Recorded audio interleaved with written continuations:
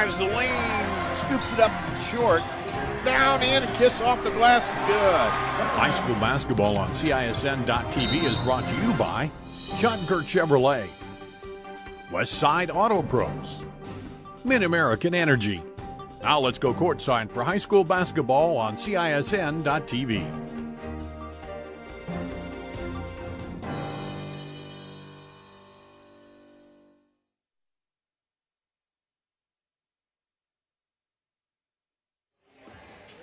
Well, good evening to you and welcome to Centennial High School on the north side of Ankeny. It's time for high school basketball. It's another conference matchup between the Jaguars and the visiting Dowling Catholic Maroons. Hello, everybody. Paul Yeager alongside Andy Pollock.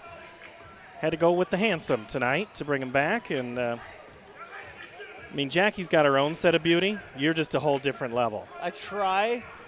I do the best I can. I'm just waiting for my chance to get actually on camera and off to the side the whole time. We could at some point turn this thing around. That's all right. Tonight I'm good. I'm good. But really the real beauty is to the right of you. Absolutely. We got another Hall of Famer in the house tonight. Mark Amadeo having the call on Iowa Catholic Radio, a guy you'll hear during the Dowling Catholic football games here on CISN.TV. Tonight, Andy, it's the Dowling Catholic Maroons at 4-3 and 5-3 Centennial. Two teams coming off a rough Friday night. The Jags lost to Ames 41-38 on this same floor, and Johnston beat Dowling by 10 on the road Friday night. So both of these teams, neither one of them can lose again. One of them's got to win tonight. How does one of these teams win? Well, honestly, you look at it right now, and the games Friday night, what makes sense about them is that they don't make sense. I mean, the whole conference this year in Central Iowa, it hasn't made sense. I mean, anybody can beat anybody on a given night. We're seeing it night in, night out. These are two teams tonight that could be vying for a state title at the end of the year, and here they are sitting, 8 games in, and they're both hovering around 500. I mean, that's incredible. Absolutely true. That is what almost every coach in this league will tell you, that, hey, any of us could be at state, any of us could win state. I think if it does happen, people from maybe the East or the West who might not follow this conference on a night-by-night basis, Andy, are going to look and say, what do you mean you're barely 500? I don't think that's something that I really want to see at state. But last year, Iowa City West had, I think, 7 or 8 losses, won the state title, but that brutal league that they played in last year. Tonight, Centennial 5-3. Rachel Schoen, 18 points against Ames. She has got to be a matchup nightmare for Dowling. She will have will provide a lot of issues for Dowling tonight, especially without J.C. Cothe out for Dowling tonight, I should say. She is going to be out for just a week, minor medical procedure, but she provides the height for Dowling in the middle, and they don't have anyone at this point that can at least match the height of Rachel Schoen, and not only Rachel Schoen, but the other length that Centennial has out there. So that'll be the key, really, is who can they throw at Schoen? Who can they throw at Sauer? Kenna Sauer for Centennial. Who can they throw at them to stop them, really? Well, we've avoided it long enough. We have to talk about the elephant in the room, and that's the 29 points per game. Caitlin Clark, one of the top recruits in the country, will suit up tonight for Dowling Catholic. The junior has been playing, and this is her third season, Andy, and as Coach DeYoung told us earlier today, he goes, I don't know of anybody that plays like her. What makes her so special is just her ability to create her own shot. You don't see that in girls basketball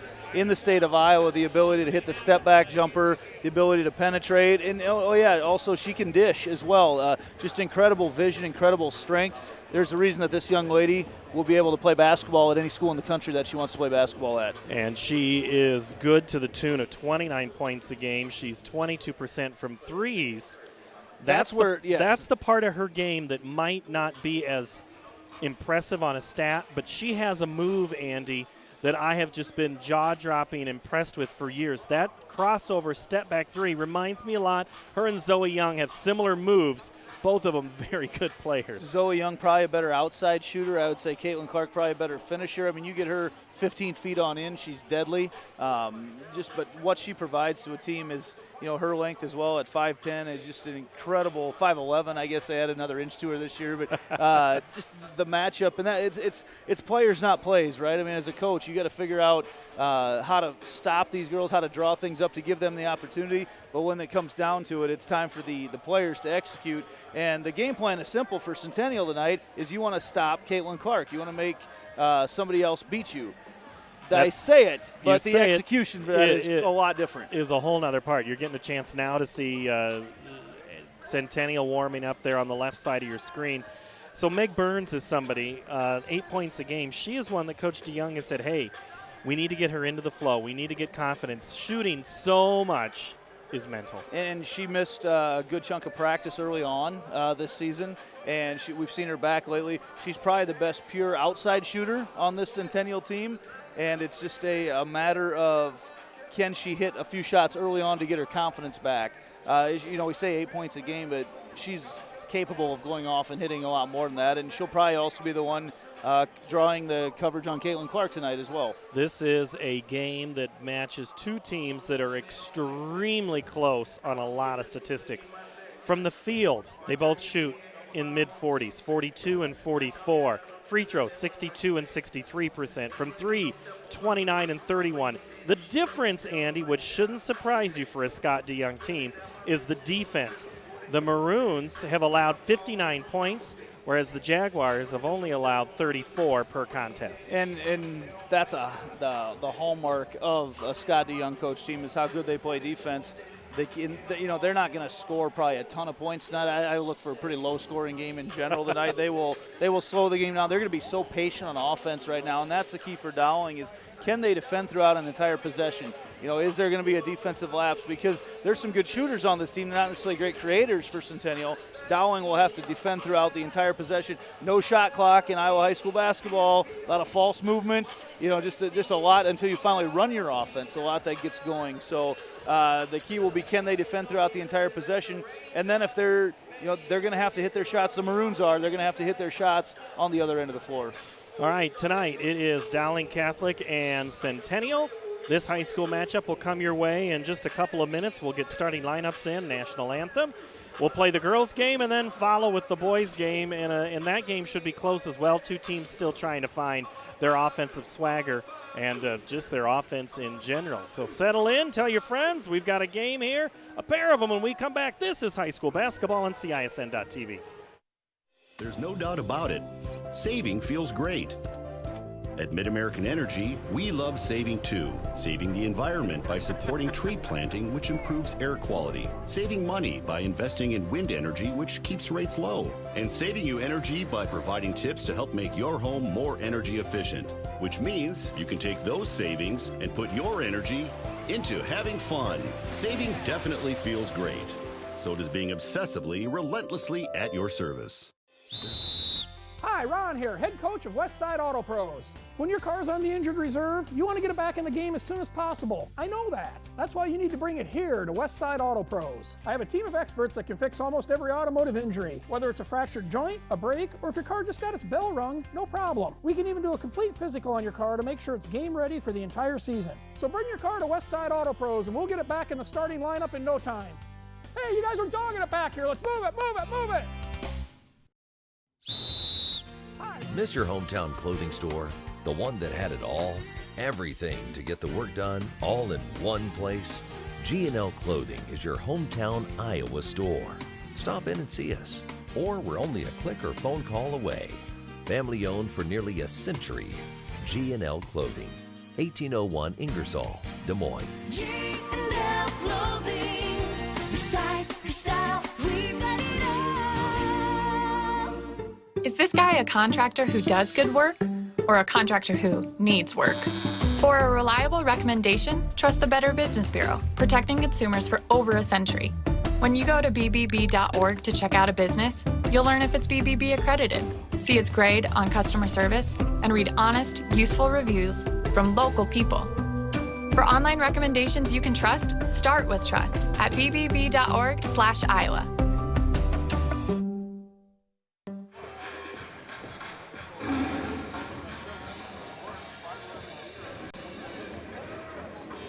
It is almost time for high school basketball here at Centennial High School. As they have the lights turned off, we'll have introductions and get you ready for basketball.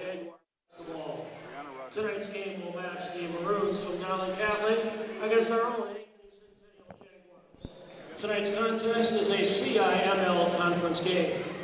Dowling Catholic comes into this game with a 4-3 record. They are coached by Kristen Meyer in her 3rd season at Dowling Catholic. She is assisted by Joel Danner and Scott Babinet. Ankeny Centennial has a 5-3 record. They are coached by Scott DeYoung in his 26th season at Ankeny and his 6th season at Ankeny Centennial. He is assisted by Dave Runchy, Dennis Alberson, John Mayfield, and Andy Payne. Now, let's meet the starting lineups first for our visitors from Dowling Catholic. At a guard, 5'6" sophomore, number 1, Ella McVeigh. At a guard, 5'11" junior, number 11, Caitlin Clark. At a guard, 5'7" junior, number 15, Meg Simplot. At a guard, 5'10" junior, number 31, Grace Gaber. And at forward for the Maroons, a 5'8" freshman, number 23, Emma Hipple. And now for our home team, our Ankeny Centennial Jaguars. At a guard, a 5'8" junior, number 5, Taylor Runchy.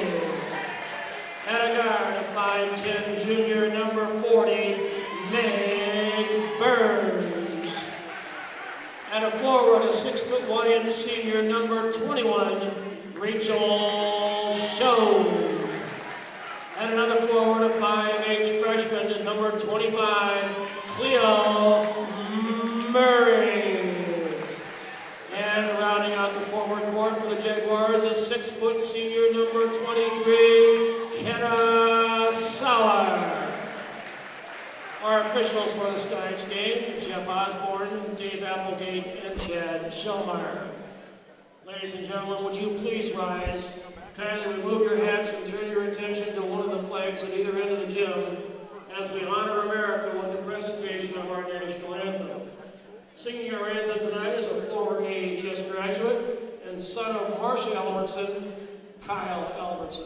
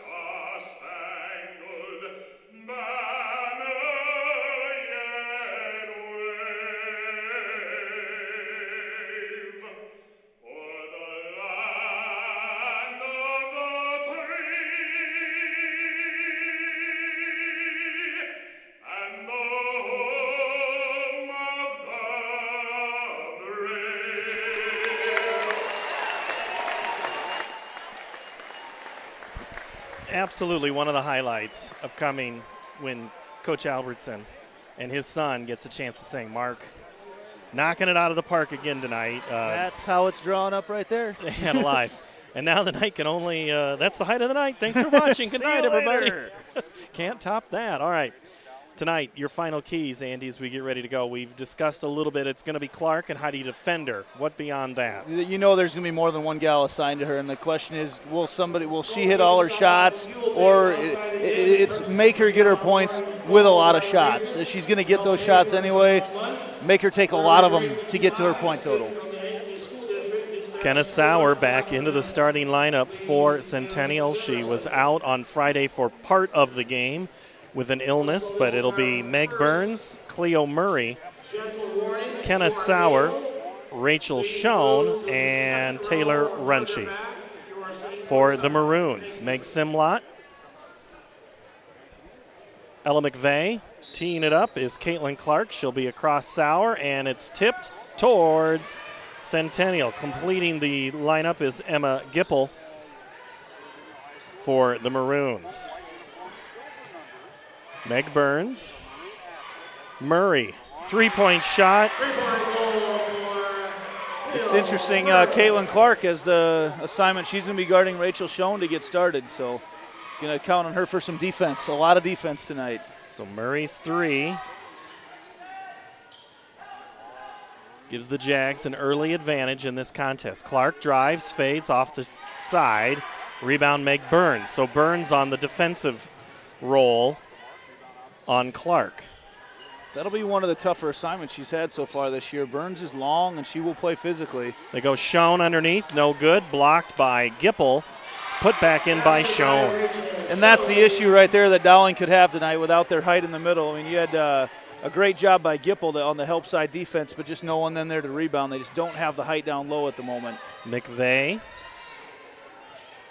Three is there and taken by Gaber, no good, and coming up with it eventually is Rachel Schoen down on all fours. Interesting, Dowling running. Murray drives, Sauer the putback, high off the glass and good. Interesting to see Dowling push the tempo early on. The Jaguars push the tempo early on. We don't see that a whole lot. Well, maybe that's kind of what you're thinking they wouldn't do. Fade back 15 is good from Clark. That's incredible. It's just incredible how smooth she can do that. She makes it look so easy. Lead back to 5. That's your move. Yep, she is guarding Schoen. And I think that's probably a good defensive matchup. But It Clark is. at times can get into foul trouble. And is that- known as in her career. And this is a tough matchup for her defensively and then to also be fresh to score offensively. She's going to be, shown a physical player. See, there's already been a lot of contact between the two of them right now. Well, sometimes it is to go best on best. Oh, yeah. Runchi, 3. Off the mark. Schoen tips it to Dowling. McVeigh, who just had the foul called on her, will lay it in for 2. Interesting so far, these teams with points in transition.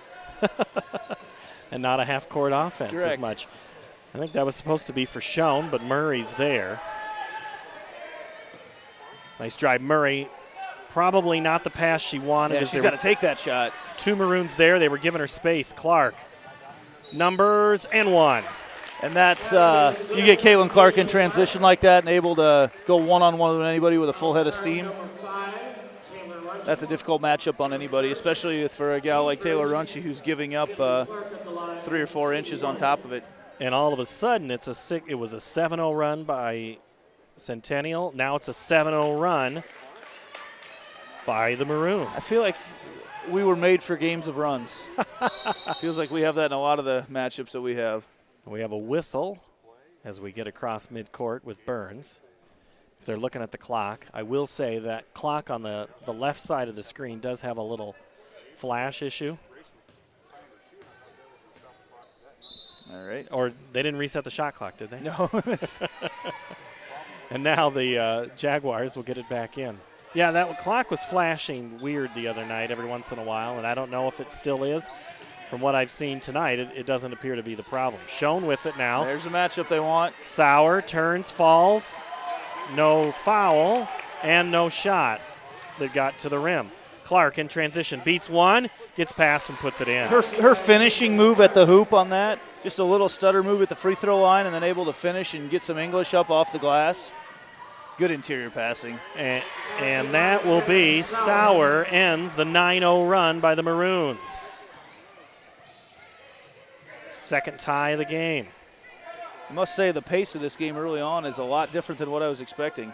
Clark fadeaway 15 off the back of the iron. Burns the rebound.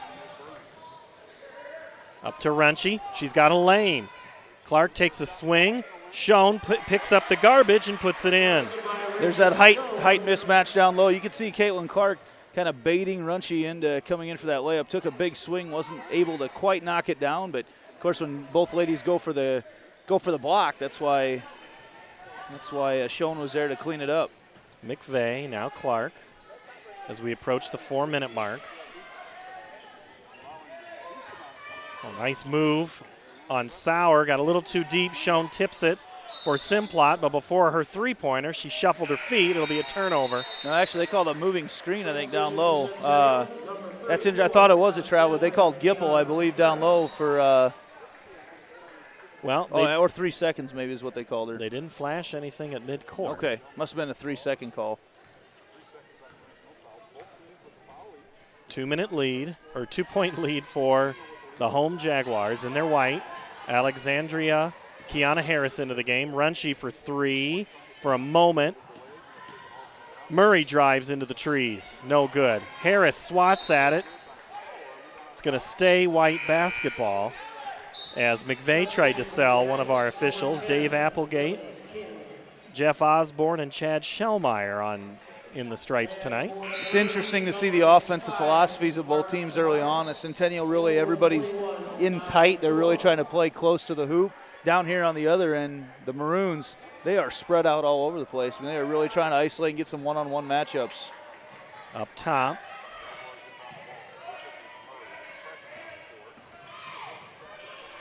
Lily King, who's new into the game. Harris thought about it. That's a good shot for her at that spot, too. Murray drives. Sauer was looking to pass before she even got it. They swung it to King. Murray's not going to pass twice. No good. Clark the board. That's a great offensive possession right there, just not able to hit the wide open shot. Oh, nice look. Great assist, just a missed shot there by Gipple, and Centennial clears. Centennial's last possession, I mean, they had Dowling on their heels. Nice drive, just not quite the execution there. Up ahead go the Maroons. Shot by Tobias is no good, and Centennial has it. This is a track meet, Yeah, the Andy. pace. Did I'm not telling you, expect it. Burns drives, kicks for Sauer, who's caught. King for three. Sauer jumps over and tips it. Burns shuffles, misses. Man. Clark and Gipple watch it go out of bounds, and Dowling Catholic will take a timeout. I don't think either coach right now is happy with the pace. I mean, the scoring has been there, but these aren't bad shots that they're getting. No. You know, they're in fact, they're really good shots, just not able to knock them down. They hit a few of these on either end, layups here, three-pointers here. These are good shots. They just have to get knocked down. I mean, we're sitting at an 11-9 game, already more scoring than I expected to see in the first quarter, and we've got a couple minutes left in it. Nai Tong also came into the game for Dowling at that last break. We'll be out there with Clark, Gaber. Brianna Rodriguez is into the game, number 13. A story on her on WHO I saw last night. One of three cousins here on the Maroon squad. Substitution for the Maroons during that timeout, number 13. A lot of families have gone through and wore in the maroon and white over time. For the Jags, number 2, Bella. And only 6 years of families have gone through Centennial, but more will come through. So far, yep. Yeah, so far. It'll certainly be the same. Clark looks for a screen. And, you know, a lot of teams, they will double up on a player like Clark, but that is not. Clark fadeaway 15 or three-pointer is no good. Nai Tong, nice hard onto the glass, onto the floor and back up. Nai did a great job of going back to back to get the rebound rather than going up over the back to Kiana Harris. That was a nice body control, body positioning there. Third tie of the game. This one's at 11. Inside, Harris. Touch, good. You know, if there's an award to be given for the best sixth player off the bench over the last several years, it's Kiana nice. Harris. Nice three ball from Grace Gaber. Not back on D. Oh, there we go. Nice job by Tong to keep that alive. Clark in transition. No good. Tong, a putback and score. 2 quick buckets for Tong. And it's been off offensive rebound. She makes her presence known. 3-point advantage, Maroons.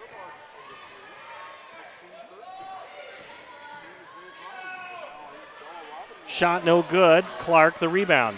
Clark's not just there about scoring. She also gets a lot of rebounds. Step back 15. No good. Tipped off for Centennial as we're under a minute. A little bit of pressure. Kiana Harris. Bella Robin, who had a 3 on Friday night, her only points. And that was only her only action was in that first half. Inside Sauer, drop step. She's fouled. And Gaber's going to be called. And she's like, what? Tong kind of left Gaber in a tough situation right there as she went for the steal. Gaber coming over on the weak side defense. He's got a lot of arm, a lot of hand. Sauer, an 18% free throw shooter. She's not there to shoot threes, but if you're an opposing coach, you want her to shoot. Yeah. She is she's your Rodman type player under the hoop. And we've talked about her defense, Andy. It's just outstanding in her presence as she hits 1 of 2. Scoring in this first period. This is quite the pace so far. Lead down to 2. Clark walks it up in the final 20 seconds. Looks like the hold for 1. But we've seen this trick before. Jags get a hand on it, rip, and then instead there'll be a foul on King. That's a tough situation for a defender there because you see the ball out there and you want to reach for it and maybe you have it right away, the ball gets ripped away. You don't want to let up, so you go back after it again, and that's when she grabbed onto the arm. Substitution for Dowling Catholic, number 15. See what sort of play Coach Meyer has drawn up here for the end of the quarter. 13 seconds. And what Centennial did is they went and doubled Clark, which created a whole bunch of excitement. Now that pass goes all the way into the back forecourt. Now we're at 10 seconds. Clark, give and go. Good. That strength, I tell you what, she went through a lot of contact and knocked that in as well. The give and go, haven't seen that play in basketball in quite a while, but Centennial had extended their defense so far up, it allowed them to create really a fast break, if you will. Dowling a 4-point advantage after 1 quarter. This is CISN.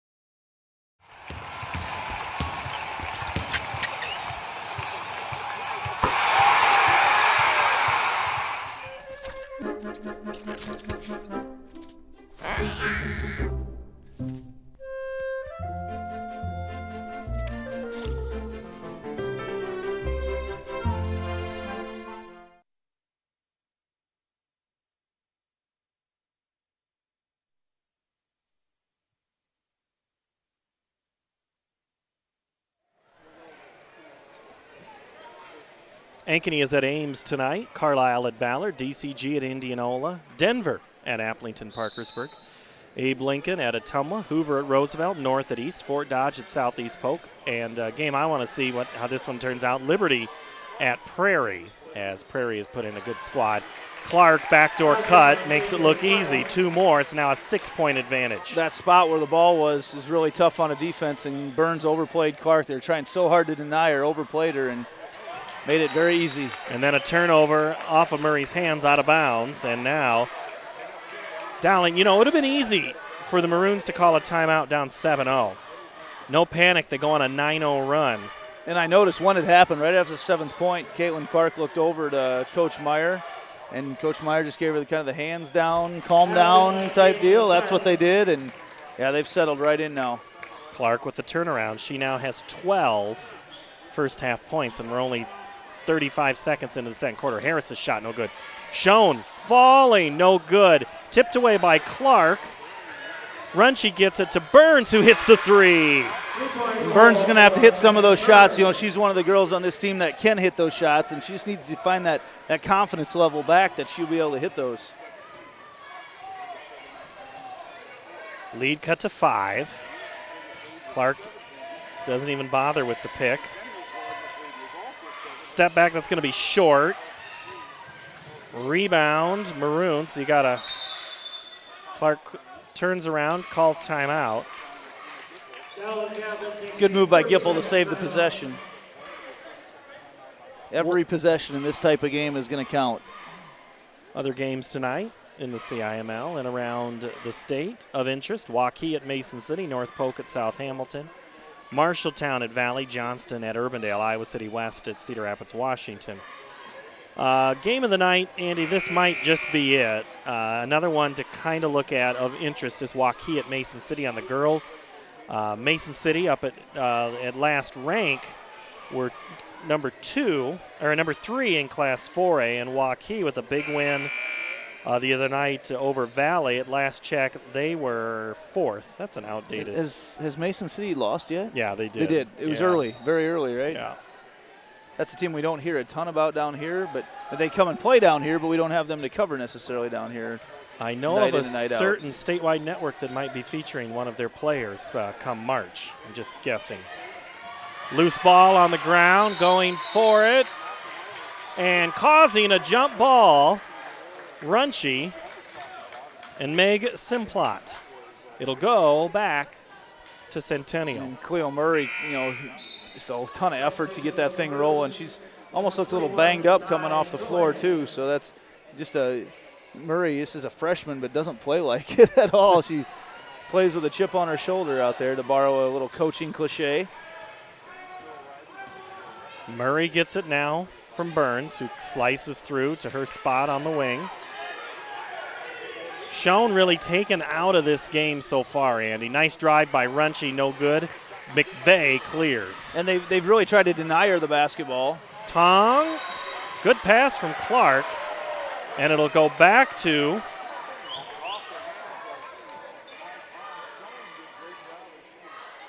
Caitlin Clark pleading her case. I think they're saying that it went off. Schoen tipped it off a Tong, I believe, is how they're is what they're saying down there. You think Caitlin's a competitor?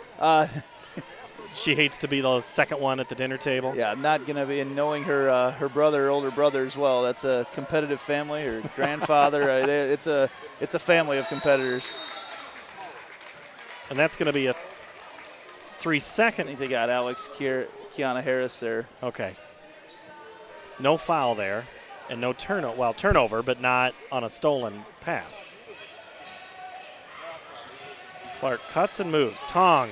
Mismatch. Up over Runchie, no good. Schoen gets the rebound, and she's fouled. Tong's got about a 4 or 5 inch height advantage here. Doesn't have to rush her shot quite as much. Runchie just there trying to, stay straight up, do what she can, but Tong can take that strong to the hoop. McVeigh is whistled. That's number 2 for the sophomore. 5:35 to play, 22-17. Dowling in the lead. Nearly stolen by Clark, and Harris has it go off of her. It'll be Centennial, or it'll be a Dowling ball. Second situation in the last couple minutes where everybody just kind of looks around. The referees look at each other, and no one really knows who the ball went off of. We know something happened. Did you see it? I don't know. Did you see it? I didn't see who it went off of. There was the Centennial fans over right in front of where it happened were obviously not happy, but right. Right after it went out of bounds, we had the Maroon coaches. They were all signaling that it was their ball, and I'm not sure any of the officials actually saw what happened either. And the Centennial fans over there, Andy, they didn't really object. They were more upset at the play than not the result. Clark dribbles off her right foot and out of bounds. Burns, you look at her, and it seems like she's really doing a nice job right now on Clark, but what's Clark sitting at 12 points already? Yeah. He said she's going to get her points. It's just a matter of forcing her to do it, taking a lot of shots. Murray. Good for 3. That's 3 3-pointers so far for Centennial tonight, and those are the shots that they're going to need to fall. That'll really allow them to spread out their offense, really pull out some of the crashing defenders that Dowling is using. Oh, what a move. Shot is blocked. Schoen recovers. Clark slow to get up. Up ahead, Runchie underneath, scores. Clark's limping a little bit here. I think they're going to make her come out. Since they stopped the game. No, they don't have to do that in basketball. I think she got a Charlie horse right there, and she's a little flustered because she played through a lot of contact to try to get that shot to fall. But I think that's what she was pleading her case too. But no knee brace, no elbow, no shooting sleeve for Caitlin, just high socks. Just play basketball. Yep. She's played a lot of it. So I see our halftime guest has made his way into the arena. Tom Wilson, the athletic director of Dowling Catholic, will be our guest. Clark with it as we approach the 4-minute mark. Tied at 22. Clark putting on a clinic. Burns. Said she pushed off, I Said believe. it's going to be an offensive foul on Caitlin Clark. Player control foul in charge, number 11, Caitlin Clark. And Burns is making her earn every dribble really tonight. Tom Wilson will be here. We'll ask him about astrophysics and You don't want to do that. I'm just going to warn you right now. Sauer gets it in, and the Jags have the lead back for the first time. They haven't got the in the ball quarter. down low a whole lot, especially in this quarter, and that was the game plan tonight. Take advantage of their height. Not since Schoen made a bucket have the Jaguars had the lead. Shot no good. Sauer the rebound. Sauer a difference maker. Murray thinks about the three, but thinks the pass is more important. She won't give it up a third time. Shots off the mark. Clark clears it from Tong. You know, some of these shots that you see Caitlin Clark take, one may look at it and say, like right there, for instance, one may look at it and it may look forced. That's the type of shots that she's made. That's why she's a high-level recruit, They don't all go in, but, man, the strength that she can get it up with, and she hits more of them than she misses. Caitlin Clark will be at the line, shooting 1. Well, Clark ties it for the moment. The Jags, number 2, Bella Robin. Robin comes back in, and Burns will go out. So now who do you put, Robin on Clark, or do you switch up? Clark, It's been kind of a box and one type look. I'm guessing that's how they're going to do it. Or you have kind of a combination. Maybe you go back to a 2-3 zone and allow everybody to kind of know where she is all the time. Sauer on the block. Blocked by Tong. Yeah. She did a nice job coming over with the weak side help. Tong looks a little more comfortable on the court than she did last season. No doubt. No doubt. Last year it kind of seemed she was there just for her size. Now she's there because she can play. You're from Westwood, and you're going to be shooting free throws. Clark travels. Playing Mr. Clark right now. As she started to make her move, Runchi kind of just backed off her real quick. I'm not sure she was ready for that. I think she was planning on making a move there early on. As Runchi just backed off immediately, didn't allow her to get her feet in the ground. McVeigh comes in for Clark, so now you've got the two against each other, Burns and Clark on the bench for a moment. McVeigh, a fun player. Her story is a good one. National recruit on the softball field, able to play multiple sports and succeed.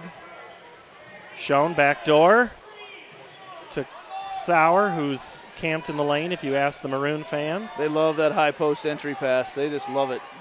Tong denying Schoen. Schoen will step out for three. She might just take it if you let her have it. Runchi kicks. Sauer, 15. That's no. not the shot they want. Harris, the board. Put back and score. Harris, a great job of knowing on the rebound, knowing where she was. She didn't really even see the basket as she put the shot up in the air, but Centennial worked so hard for that shot. That 15-footer from Sauer in the corner is not the one they want to take on that possession. That's the type of stuff she does right there, though. She denies the pass. It'll go into Dowling territory, and the Maroons will try to drive. Oof. See what they do offensively without Clark on the court right now. Clark set to come back in at the next whistle. McVeigh guarded by Runchi. Cutting with Simplot. Man-to-man, true man-to-man here. McVeigh's three's no good. Tong and Robin battle. Schoen will get the credit for the rebound. Yeah, Robin really kept that alive. Otherwise, Tong was about to get another bucket off cleaning up an offensive board. Harris. Crossway to Runchi. Nice move. Cuts the distance, kicks it to Harris. Schoen was there for a moment. Really big lineup on the court for Centennial right now.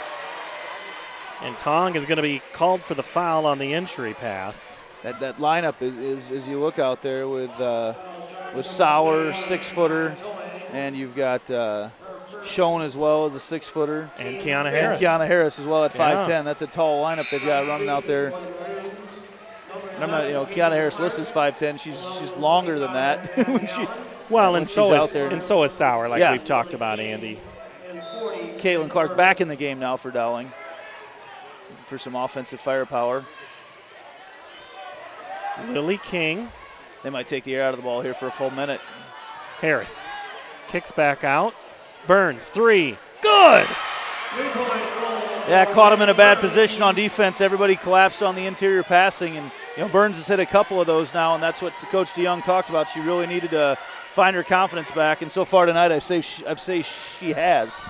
5-point advantage for the Jaguars, nearly their game high. They led by as many as 7 in the first quarter. Nice drive, nice pass inside to Tong. Yeah, really nice job by Gipple to create that, and the pass over the top of those tall arms, able to get it to Tong and finish. 15 seconds left in the half. Neither team content on taking the air out of the ball tonight. They want to play. Burns, inside Schoen. Drop step around, blocked by Clark, and that'll end the first half.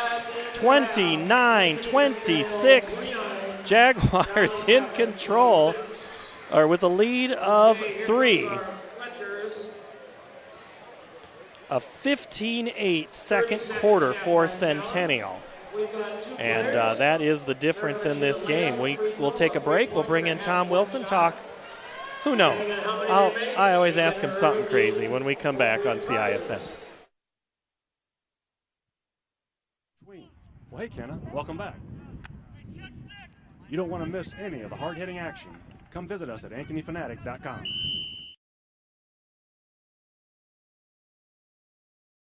Hey everyone, this is Dan Holm with Ankeny Fanatic. Be sure to check out our website this fall for the best local high school sports coverage around. Whether you're a Hawk or a Jaguar, we'll be covering everything from cross country, man that dude is fast, to volleyball and everything in between. Well, hey Kenna, welcome back. You don't want to miss any of the hard-hitting action. Come visit us at Ankeny Fanatic. Every month or so, there's another story in the media about when and how often we need to get our mammograms. It's kind of confusing. When this happens, I like to consult with experts. So I called Iowa Radiology. They recommend women get an annual mammogram starting at age 40. They know that it's the best way to detect cancers early and save lives. And that's good enough for me. Visit iowaradiology.com or call to schedule your mammogram. Iowa Radiology, our focus is your good health. Moms typically get to make a majority of the healthcare decisions for their family. That can be a lot of pressure. Every month or so, there's another story in the media. Not for me, because I know the choice is ours. For medical tests like MRIs, X-rays, CAT scans, and of course mammograms, ask your doctor to refer you to Iowa Radiology. They work around our hectic schedules. They're the best at what they do, and they're so great with my family. They truly care, and it shows. Visit iowaradiology.com or call to schedule an appointment. Iowa Radiology, our focus is your good health. Friday year-end closeout event. Schottenkirk Chevrolet Waukee. Up to $4,500 off. Plus 0% for 72 months on new 18 Silverados. Including $2,500 and $3,500. 0% for 72 on Volt, Cruise, and Trax. And 2019 Equinox. New 19 Equinox. $245 per month lease. Only $999 plus taxes and fees. Up to $5,500 off. Plus 0% for 72 on all new Tahoes and Suburbans. Hurry in. Schottenkirk Chevrolet Waukee. WaukeeChevy.com. Back inside Centennial High School, Paul Yeager along with Tom Wilson, athletic director at Dowling Catholic. Has another job too. That's father. Oh, football coach too? That's right. Are you still doing football? I am. Yeah, Once in a while. That team of yours, they've done okay, haven't they? I mean, a couple of squads here and there that have. It's not because of your assistant coaches. Let's be real about that. Congratulations, another state title. This one, not one D1 player on your roster, and you guys. I won't say make it look easy because I know it's not. What was the difference this year for you on that team? You know, really, the team came together. You know, we were sitting 2-2 at one time, and, you know, we really were fairly inexperienced when we started the year. We understood that defensively we were, you know, had to replace most of our kids, and, you know, what our perceived strength was going to be our offensive line and run the ball with Jason Murray, and to a certain extent that held up, but then we just had some growing pains. You play the early season schedule like what we did. We sat 2-2, and I think we learned to find our leaders. I think our kids learned to trust each other, and then we continued to grow through district play and gain confidence. And then by the time the year was over, I really think we had a pretty good football team. Have you recovered yet from the season? I know there's a lot of long hours and nights. I mean, you've gotten some sleep since then? Yeah, I've made the comment to my wife it had to be age because it seems like it takes longer and longer to recover. But it was a great year and a great run, and there's so much that goes into it really with the kids, the staff, the families. And you really don't get much time because as soon as the buzzer goes off for the basketball season, you're really back at it. So, but it's certainly a great run. So you have, I want to talk alumni a little bit. Normally this is the time of year when you get those guys coming back who've been from other programs and other players, but you've got some guys still playing. They're doing bowl games and things like that. What's that like to sit there on that Christmas break and, oh, hey, there's that guy. Oh, hey, and there. What's that like?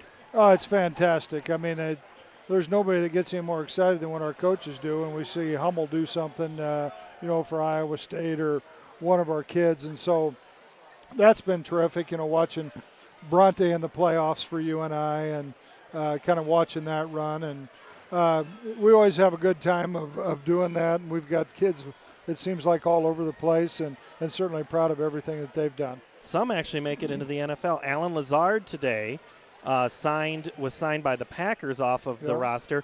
You played against him, but one of your own guys signed an NFL contract, I understand. Rico Gafford had been on the practice squad of the Raiders. He'd been he had to imitate all these great players, and now Rico gets his first pro contract. He does, and he's excited. He and I text back and forth a little bit this afternoon once the news broke, and he went there as a DB. They started making him a wide receiver. He was back at one of our games this fall and kind of talked about his transition to playing offense. So obviously very talented, but really happy for him that he's getting a chance. It's kind of tough being a Chief fan that he's with the Raiders, but you just kind of swallow your pride and let it go. Well, they don't play each other. They've already played each other twice, they still right? They still got one more. The Raiders have to come here. Yeah. That's right.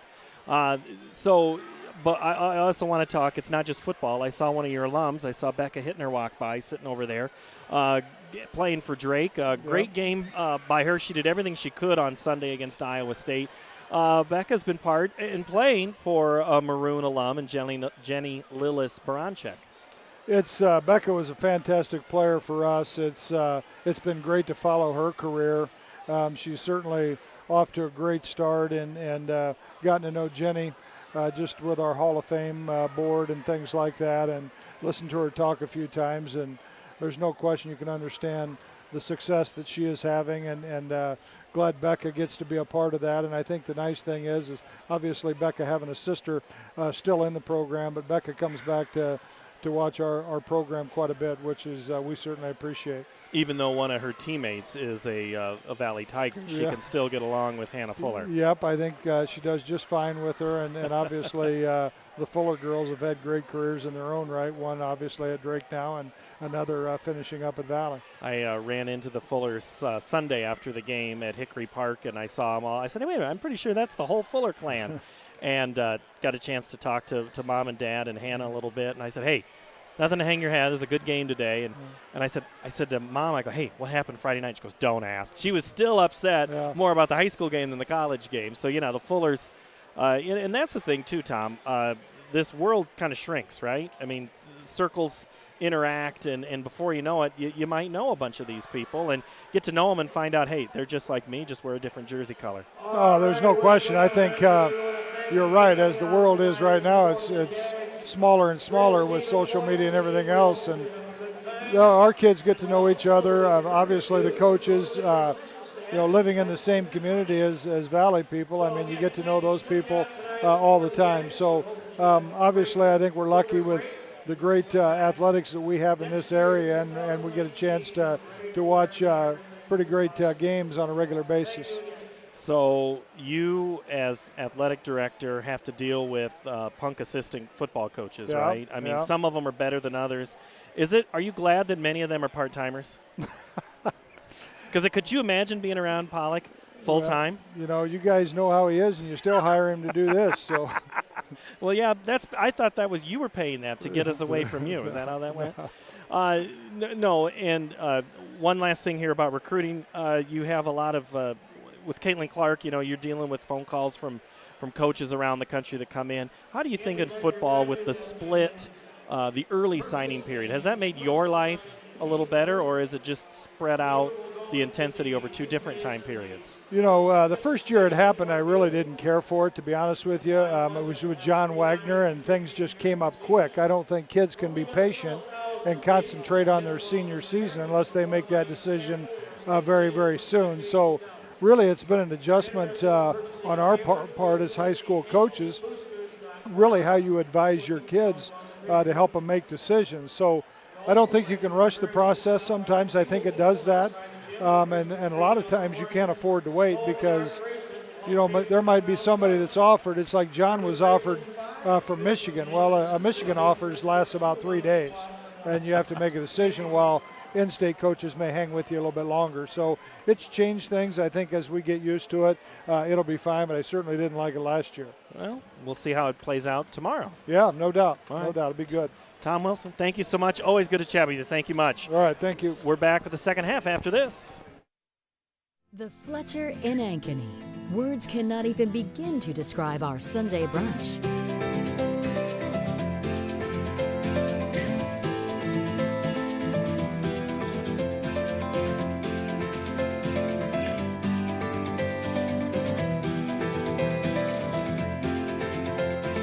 You won't find a better Sunday brunch than what's being prepared for you. Try it this Sunday. The Fletcher, North Ankeny Boulevard in Ankeny. Here's to everyone who believes in competition and good sportsmanship, who knows it's not about the trophies or the medals, but rather the lessons learned. For those who understand, it's not whether you win or lose, just that you give your best. So go ahead, lace them up, take the field, have fun, and play. For the experience, for the memories, for the love of the game. Shields.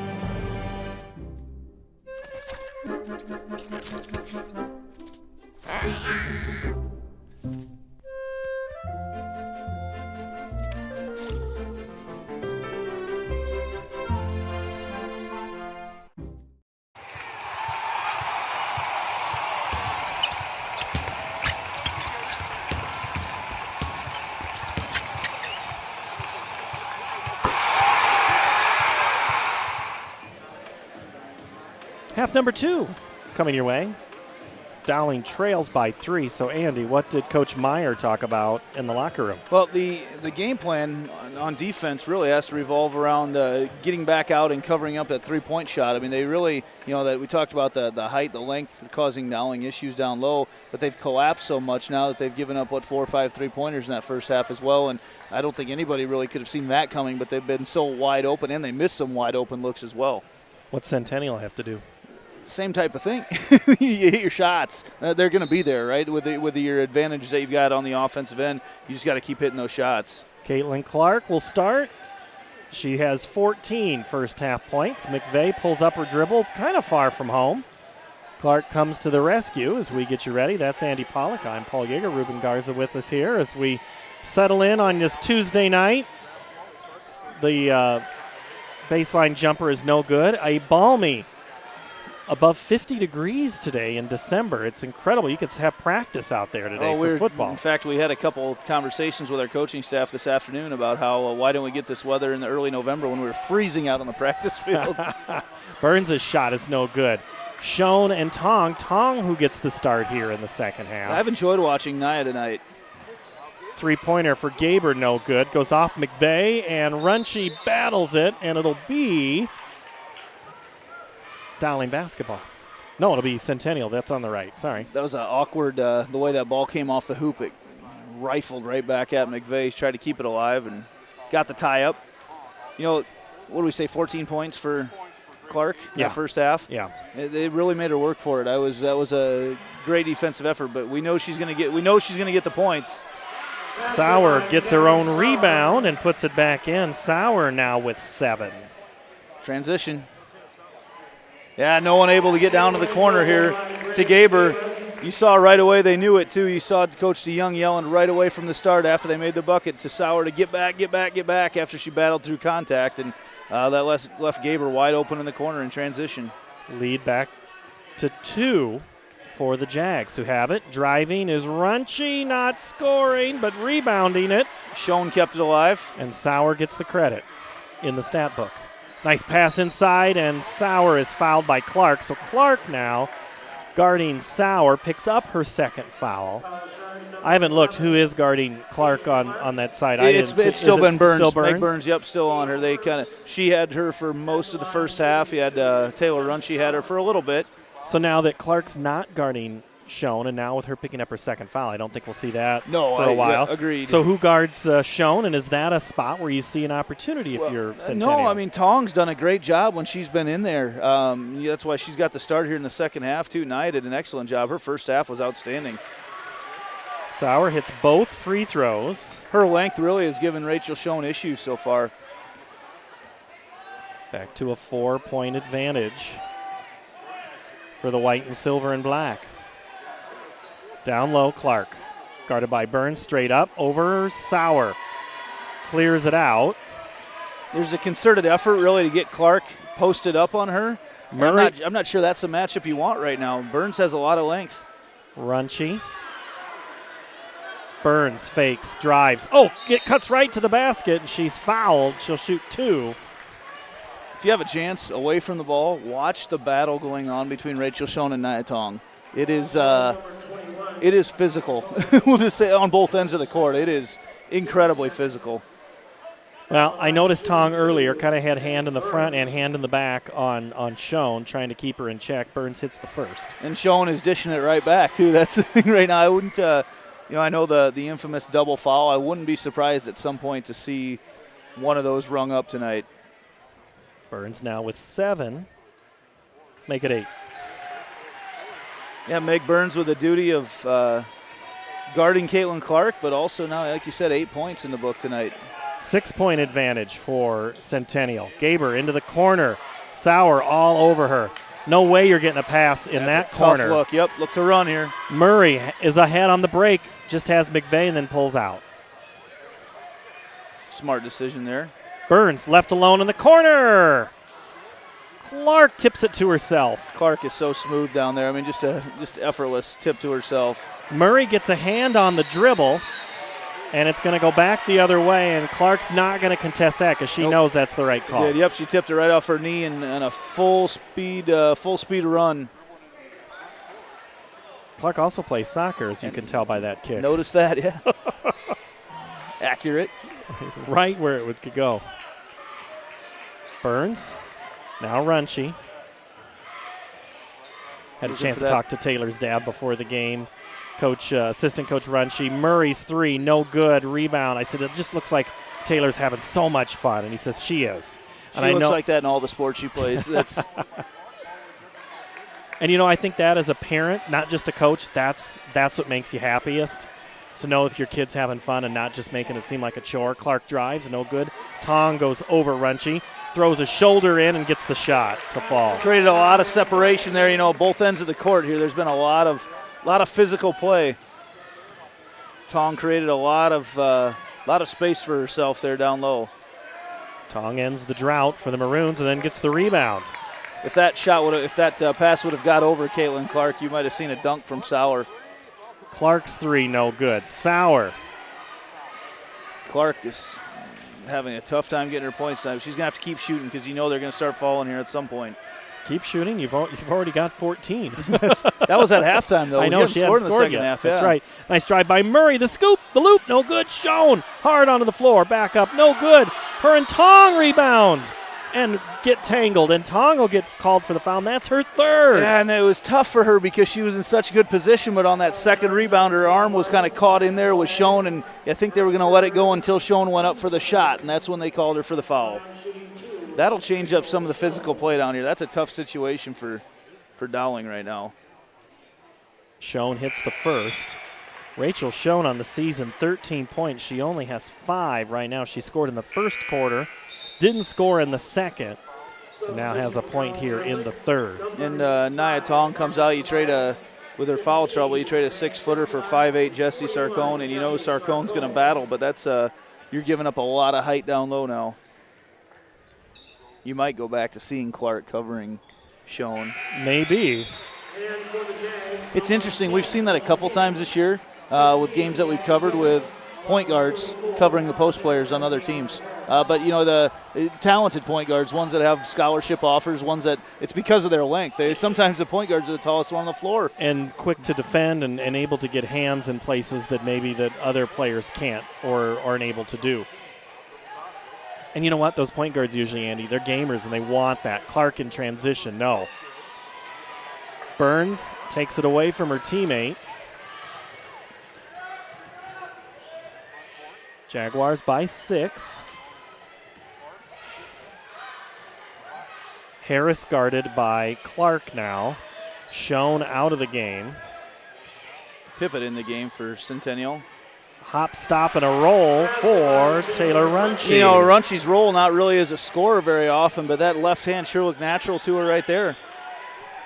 8-point advantage, biggest of the game for Centennial. Clark backs in on Burns, misses.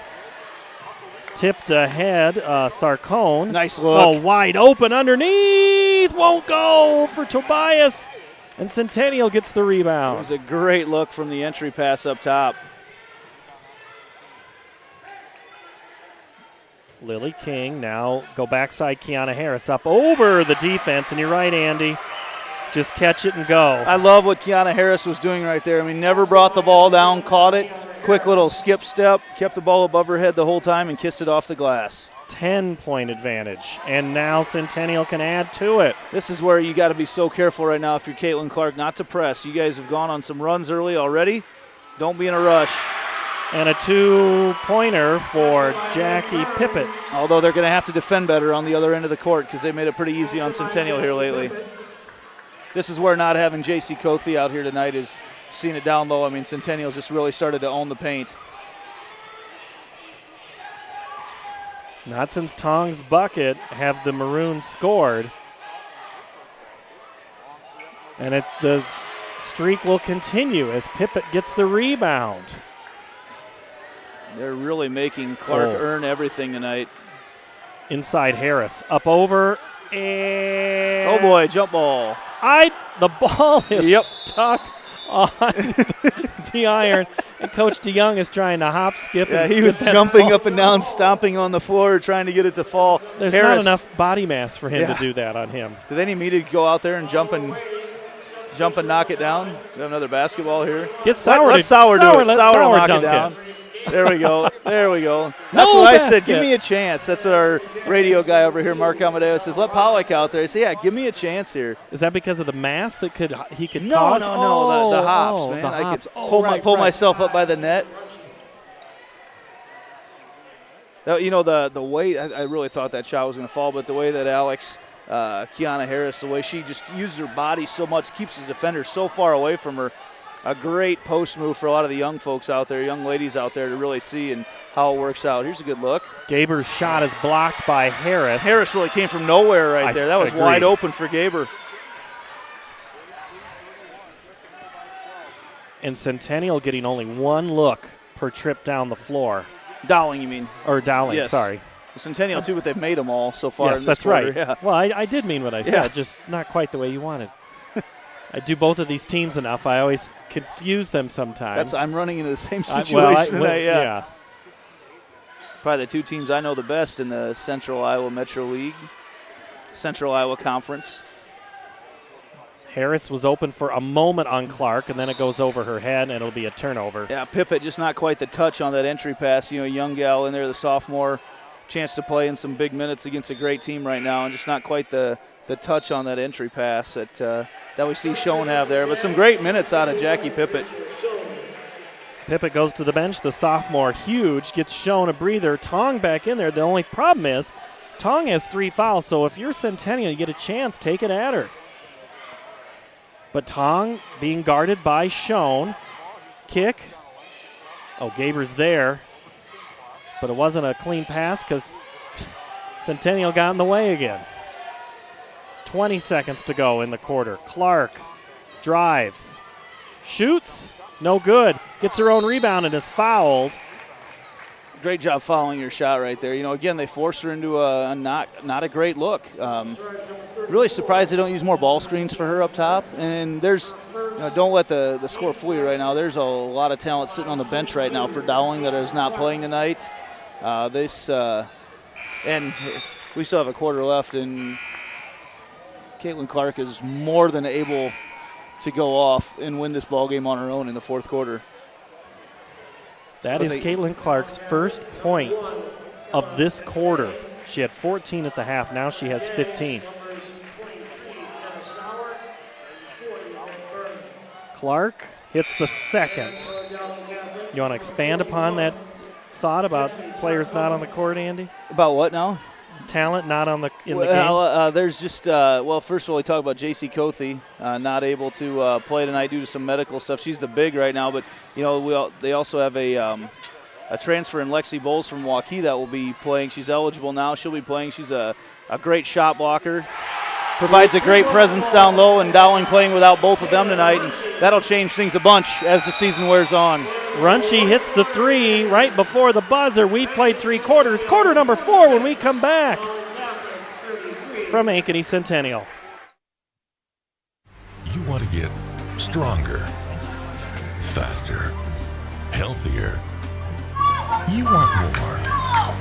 You want to be part of something bigger than yourself. A place for people of all ages, all walks of life, that provides opportunities for all to succeed. We do that. We're the why. Build more than muscle. Build a stronger community.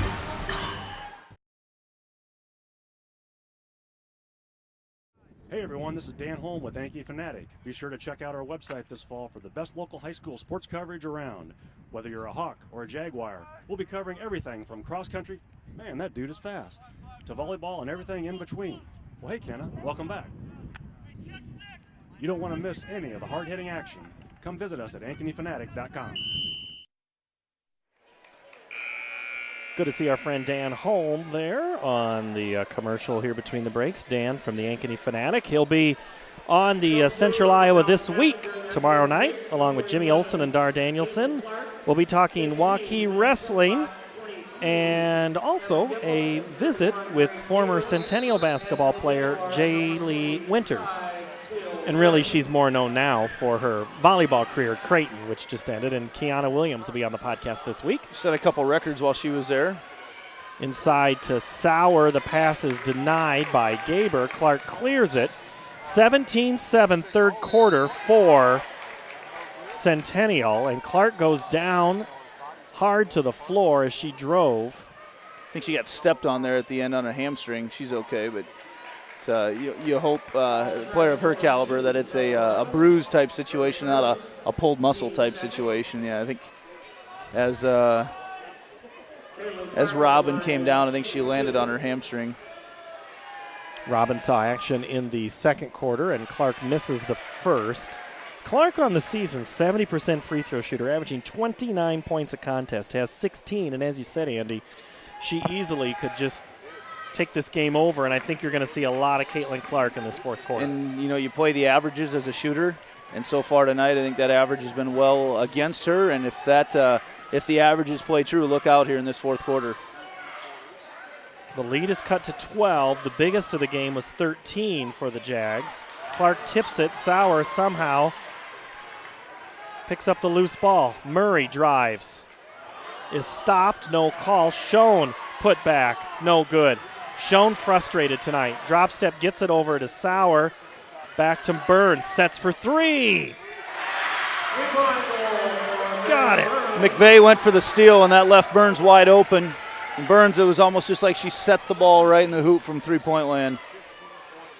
And that shot won't fall. Clark just cannot find the range tonight.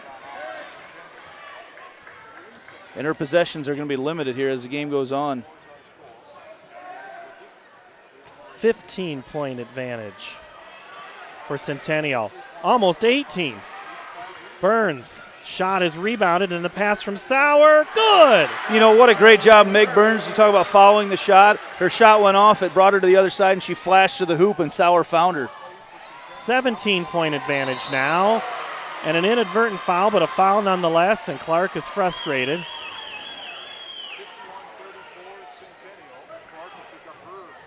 And 3 on her, correct? Yep. Clark will go out for just a moment. You know, really the way that there's just a lot of things that the height not being around for Dowling tonight has provided Centennial with, and that, you know, the way they've shot the 3 so far, there's a great flash again. Runchy's shot won't fall. Tong gets the rebound. Here come the Maroons. Nia Tong getting a lot of minutes tonight. I've enjoyed watching her play. She battles in there. Oh, nice stop and move. Blocked by Schoen on the shot by Gipple. Up ahead, Murray, the lefty. Gets it to go. In transition, a little 2-on-1 break. Nice job looking ahead. 15-footer no good for Allen. Rebound, Centennial in transition, up-tempo. I don't think that's ever been said. It's happened a lot this game. I mean, both teams early on were doing that exact thing, you know, sprinting up and down the court, creating a lot of opportunities. You know, just looking at this right now, Dowling scored 8 points in the second half. And we're almost halfway through the fourth quarter. Going to have to find another scorer tonight. We know they've got other scoring on their bench, but just not there tonight. Murray inside to Harris. And now the Centennial of being patient. Yeah, that's a tough thing to do, go against a Scott DeYoung team with a and then they hit those shots. Bella Robin for 3. You know, DeYoung told us that they're going to have to be confident, hit some three-pointers tonight, and I would say they have done just that. 22-point lead, and this was a game halfway through the second quarter, Dowling still led. 17-7 run by Centennial in the third quarter, and here a 10-1 start to the fourth. Oh, missed a girl. Gaber was there with it on Sauer, clear space. Rebound Runchy. Good position by her. Hittner helps cause Runchy to travel. We talked about Allie's sister Becca. That Drake women's team. If you get a chance to see them this year, do it. You know, Coach Baranchek, I've had a chance to listen to her talk on a couple situations. Obviously, being around Dowling as well, it's fun to have her around. But she makes me excited to play ball. I'm not even a basketball player, but I'm ready to go play ball. Tong gets the bucket. You know, and she's intense. Harris on the cut.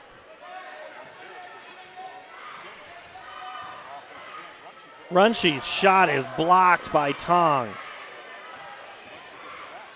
Tong, another big play on the defensive end. Sauer comes for the pick. Murray goes in a different direction.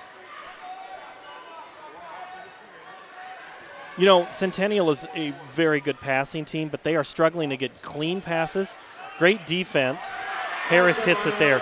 Great defense by Dowling to be in almost every passing lane. Nothing has been easy tonight. You know, and exactly what you said, or what Coach Meyer told us beforehand, they're so patient on offense that, you know, eventually they're going to get someone, they're going to catch someone out of position. You saw it again there. The one thing that they've done a nice job as the game's gone on, I thought Centennial was very condensed early on in their offense. They've been spread out a lot more and created a lot more one-on-ones. Not as many opportunities on help defense. Causes your help defense to have to come a lot further to get there. And now they hit the three-pointers, and that's made them deadly tonight. Sauer, Robin, and Murray go to the bench. Burns, Harris, King. Nice flash. Nice underneath on the back door. Abby Hittner, or Allie. Yeah, it was a nice job by Clark to see her as well. The kind of a little head nod on the backside of the play. Harris.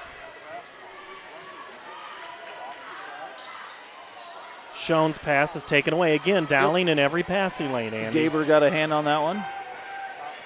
Clark looking for a little help. They go down low on Harris. Hittner, the lefty. Nice shot.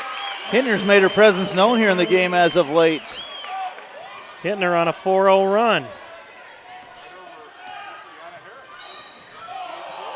And then she's going to be whistled for the foul right in front of the Centennial bench.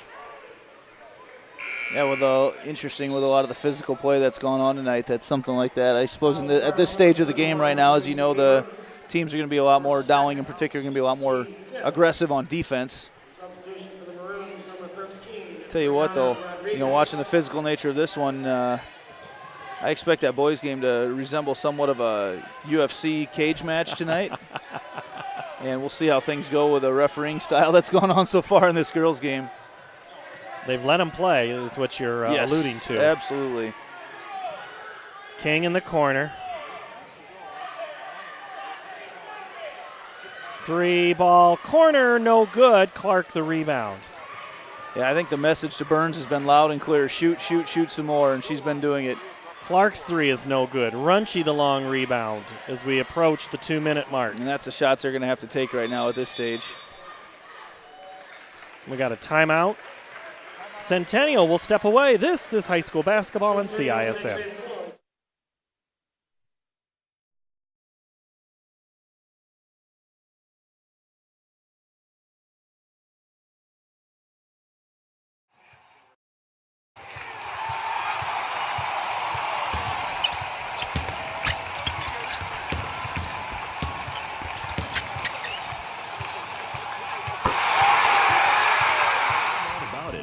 Saving feels great. At Mid-American Energy, we love saving too. Saving the environment by supporting tree planting, which improves air quality. Saving money by investing in wind energy, which keeps rates low. And saving you energy by providing tips to help make your home more energy efficient. Which means you can take those savings and put your energy into having fun. Saving definitely feels great. So does being obsessively, relentlessly at your service. Centennial, number 23, Paul Yeager and Andy Pollock.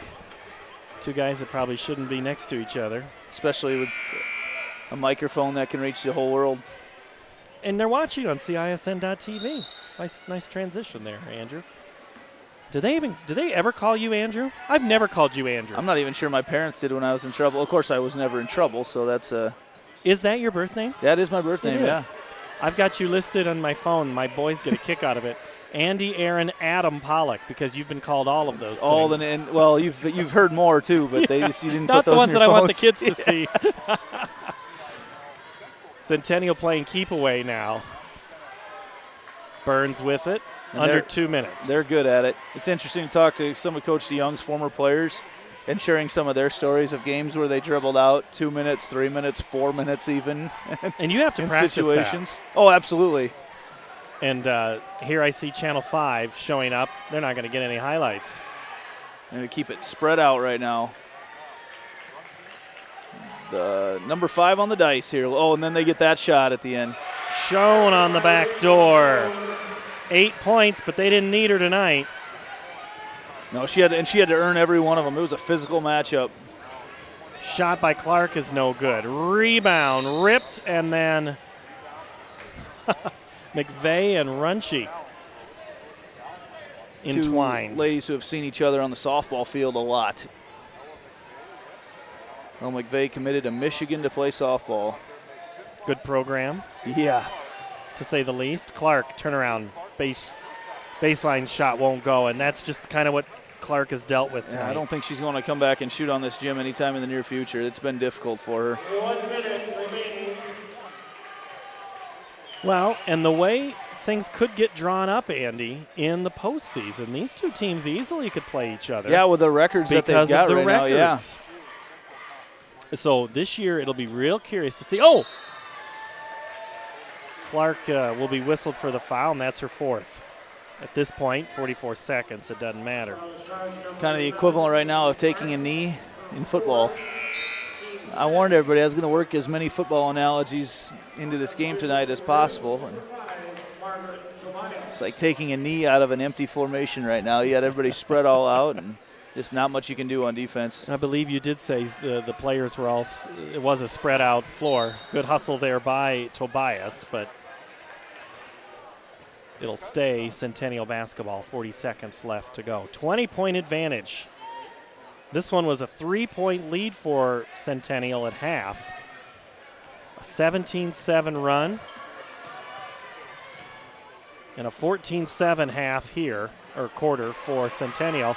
Good hustle by Schoen. Yeah, Centennial just kind of operating at a different level here, especially in the second half. Just kind of a different gear. Just always a step ahead right now of everything the Maroons are doing. And Clark is going to foul out. Caitlin Clark, that's her 5th foul.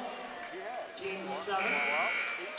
Clark is replaced with 17 points for Caitlin Clark, who is uncommitted for her college choice and has a pick of almost anywhere, if you believe all the...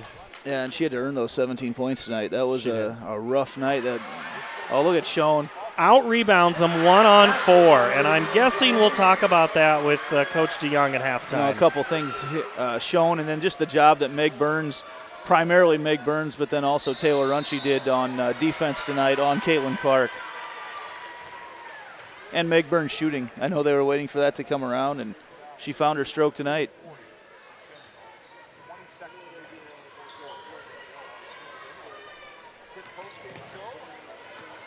I think Taylor Runchie looks real comfortable with the basketball in her hands, probably the most comfortable I've seen her so far this year. Well, we are in game number 9 as the home fans come to their feet as the final seconds tick off the clock. Ankeny Centennial 62. Dowling Catholic 40. Maroons fall to 4-4. Centennial improves to 6-3 with a 22-point win.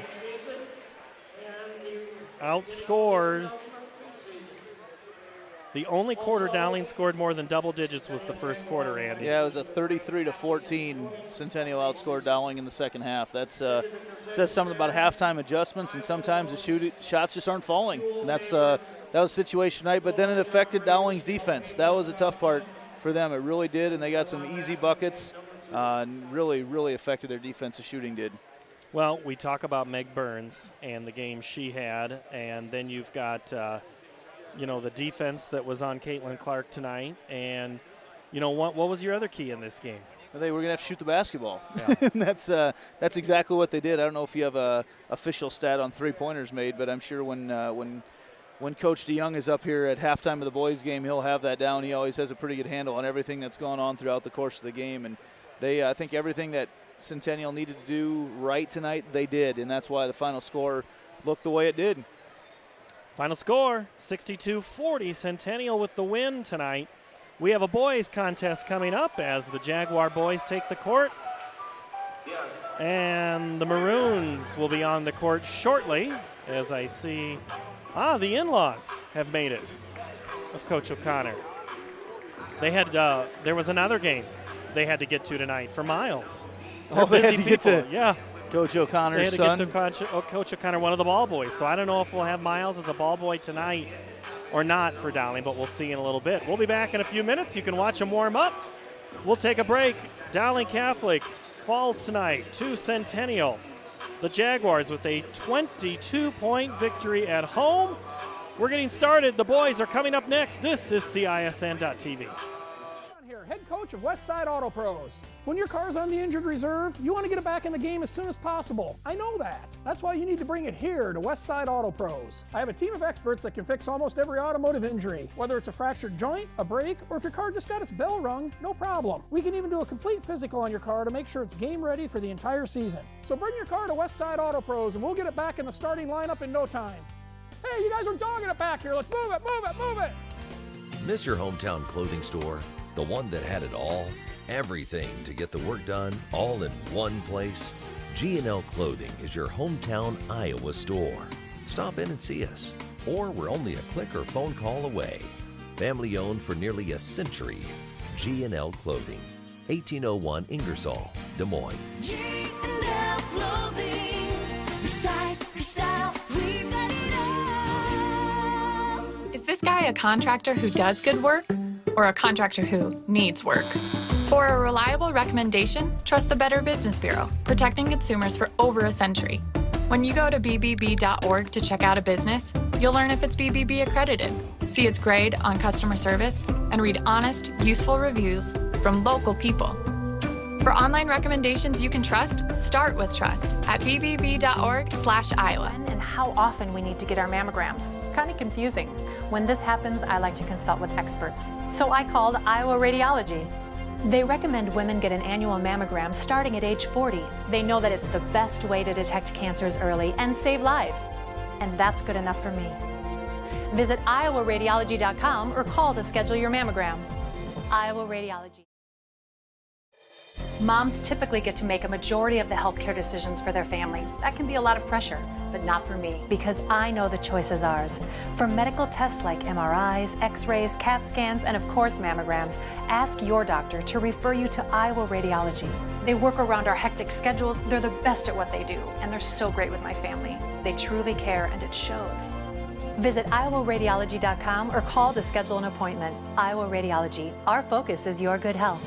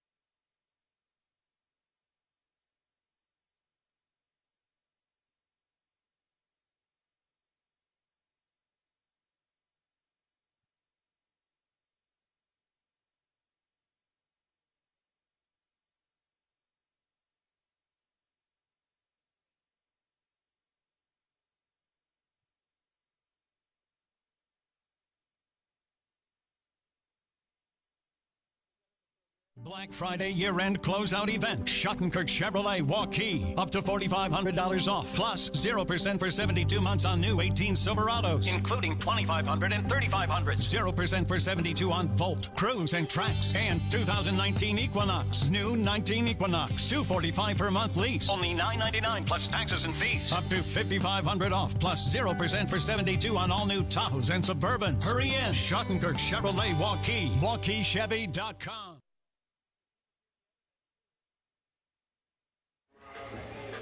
Welcome back to Ankeny Centennial High School. It's time for boys basketball, and there's nowhere for us to really go, Andy, so we might as well talk.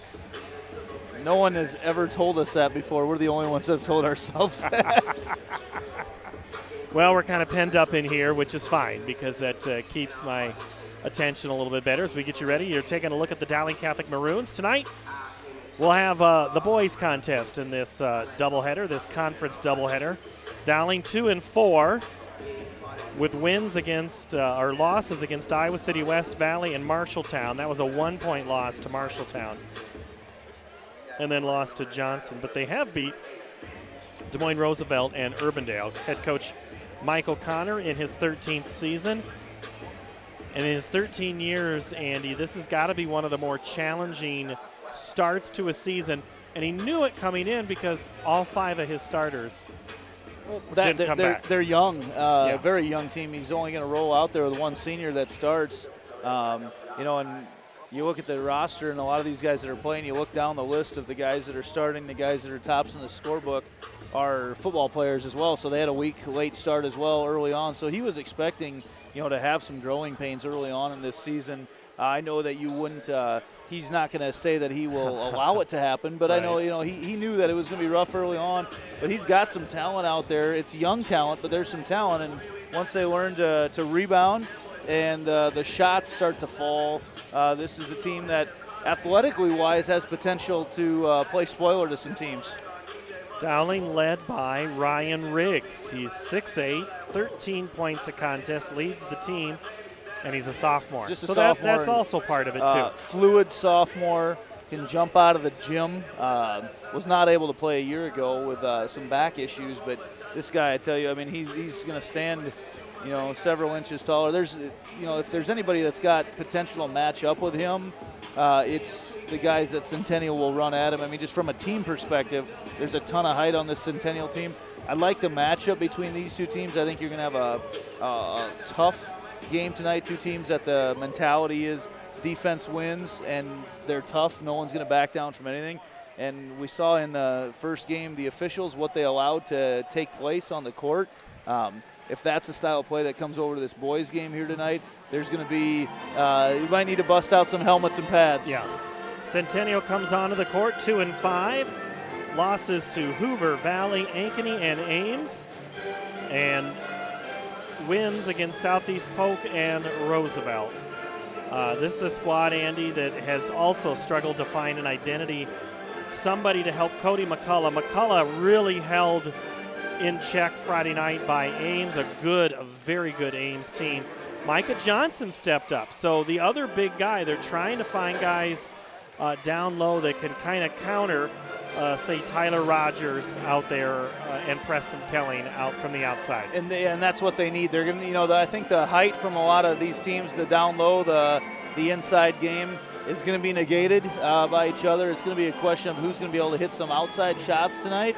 And, we saw Centennial, the game that we did here about 10 days or so ago. Yep. Centennial versus Ankeny, and they were 0 for 19 that night, in a night that they really, really struggled shooting the ball. And they weren't 4 shots either. There were some looks that they had, and they weren't able to get those shots to fall. If they do, that's a totally different ball game. They were able to battle back in just on the back of McCullough. But as they're going to need somebody to take the pressure off of him by hitting some three-point shots. And we're just a couple of minutes away from starting lineups as the Jaguars are on the court. They lost on Friday 42-33 to Ames. They'll play Friday night at Urbandale for the last game of 2018. The Maroons lost 46-33 to Johnston, and then Friday they draw they'll host that very good Ames team. And Andy, you didn't get a chance to see Ames, but I'll probably talk about Mr. Lipsy a couple of times as the game goes on. But the young buck. Oh man, he is incredible. We'll see how that shakes out as the Maroons come back onto the court. We'll step away for a couple of minutes and have your starting lineups right after this. You're watching high school basketball on CISN.TV. No doubt about it, saving feels great. At Mid-American Energy, we love saving too. Saving the environment by supporting tree planting, which improves air quality. Saving money by investing in wind energy, which keeps rates low. And saving you energy by providing tips to help make your home more energy efficient. Which means you can take those savings and put your energy into having fun. Saving definitely feels great. So does being obsessively Stronger, faster, healthier. You want more.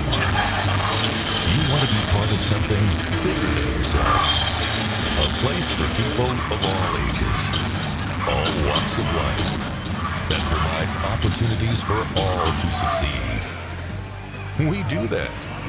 We're the ones. Build more than muscle.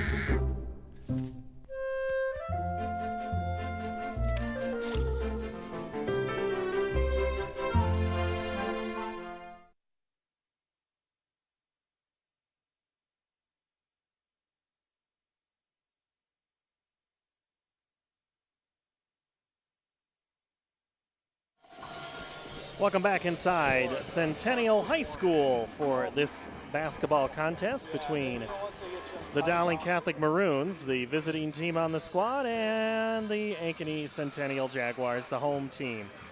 As we get a look at the black court here, as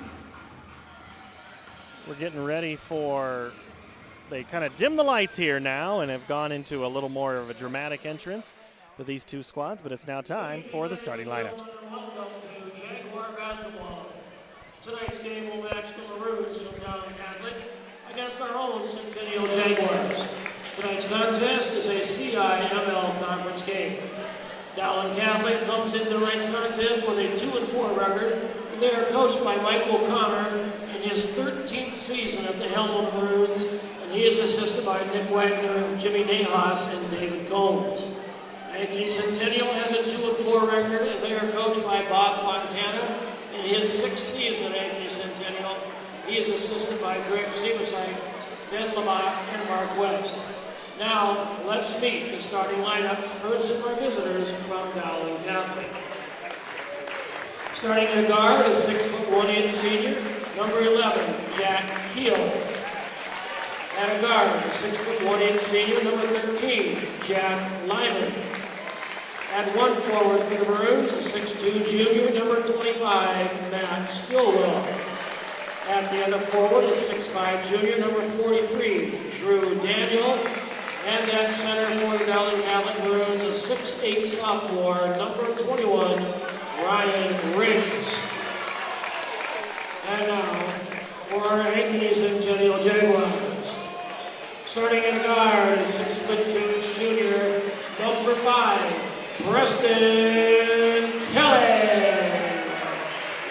And another guard at 5'11" senior, number 20, Tyler Rogers. And a third guard for the Jaguars, a 6' senior, number 30, Garrett Severside. And one forward, a 6'7" junior, number 35, Cody McCullough. And rounding out the forward court, a 6'7" junior, number 42, Micah Johnson.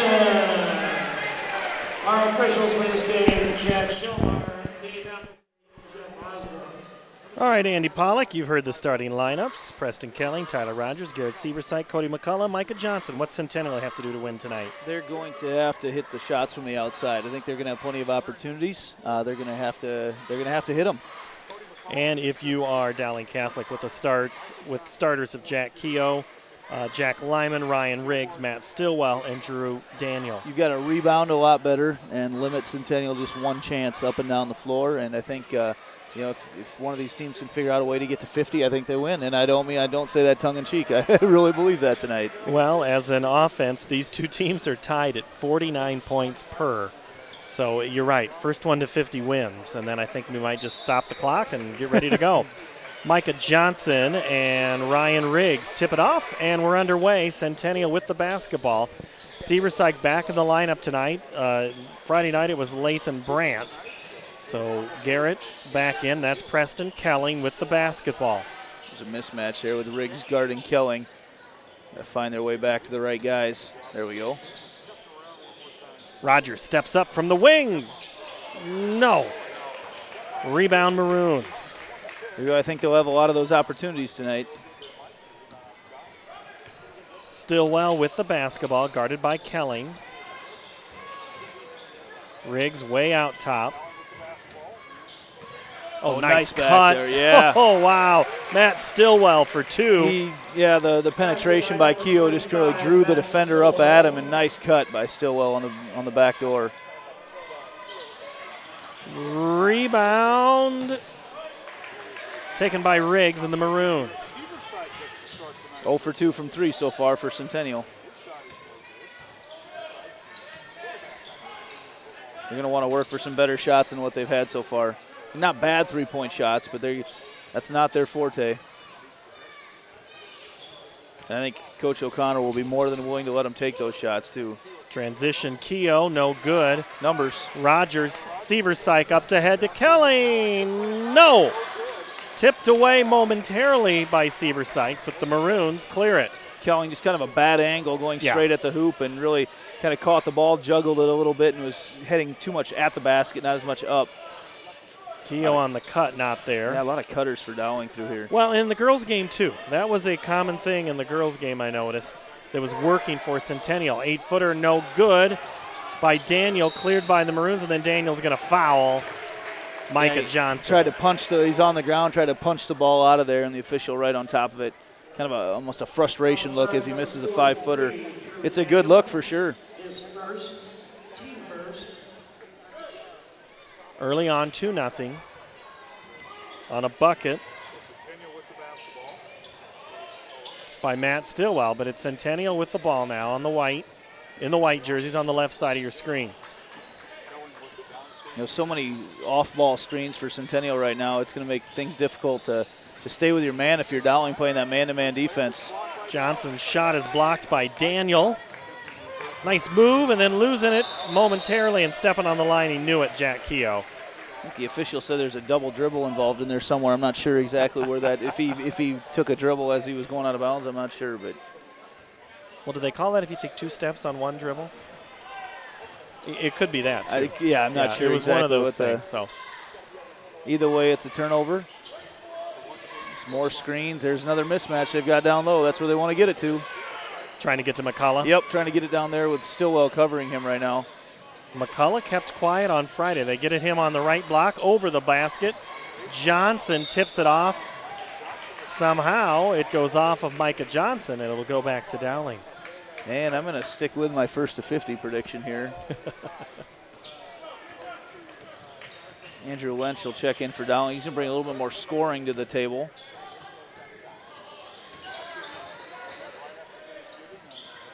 Corner 3, off the mark. Rogers clears the shot of Jack Lyman. Oh, Rogers makes a move and is blocked by Riggs. Yeah, Riggs came out of nowhere. I think, Rogers thought he had a clear path to the basket and looked to everybody in here that he did, but Riggs on the trail, that's not exactly how you draw it up from a stop in the break perspective. No one from Dowling stepped up to stop the basketball, bit on the pump fake to the corner, but man, when you have Riggs coming in from behind, you got 6'8" coming at you. Look out, folks. Lathan Brandt comes in for Seversyke. And Andrew Lynch and Drew Keeter come in for the Maroons. Nice backdoor kick out three. Shot on the way. No good. Rebound. Maroons blocked underneath by Johnson. Kelling clears. Both these teams are pretty good rim protectors. Brandt runs the point and then throws it right into the hands of Matt Stillwell, who goes the distance for the layup. Stillwell, all 4 points in the game. Yeah, Stillwell, they were definitely not on the same page there, Centennial. That was really easy for Stillwell. 4-0 run to start the game for the Maroons, and we have a whistle underneath. Yeah, I think they're going to get Andrew Lynch. It looked like McCullough flashed inside. No, they're going to call Keogh, I believe. There was, as McCullough flashed to the inside, all of a sudden he was not flashing anymore. He was going back the other way, and it was not of his own doing. Oh, is that a thing? Yeah, that's point of emphasis. His momentum was impeded, no doubt. McCullough fakes left, hooks it right, no good. Oh, and then off the hands. Oh, Keogh skied up, had nobody there, and then went right off his left leg. Man, Riggs has really made his presence known early on. He didn't block that one, but, man, he changed that shot a ton. Riggs is a sophomore. It looks like he needs to get into the Adam Jack weight room. He'll be he's around, I will tell you that right now. That's kid is going to be a nice little there's another block shot. And he never left his feet on Brandt's shot. He's so long. I mean, his arms are just incredibly long. Nice move, nice pass to Keogh, chased down, and Centennial gets a chance now to reset their defense on the Maroons. Dowling up by 4.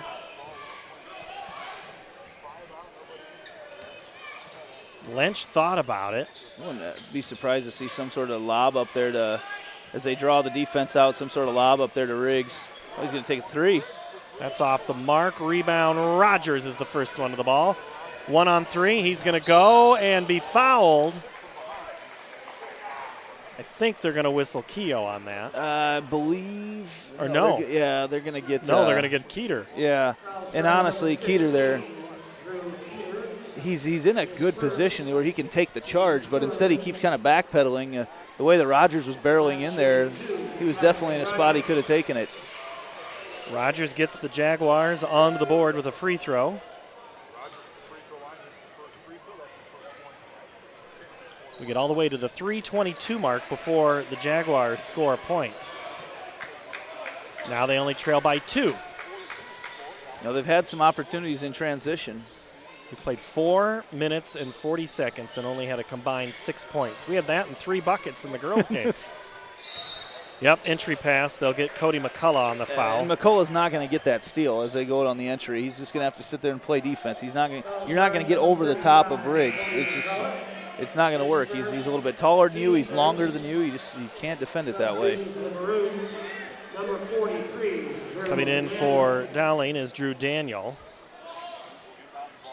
who will get the basketball on the inbounds. Oh, nice move.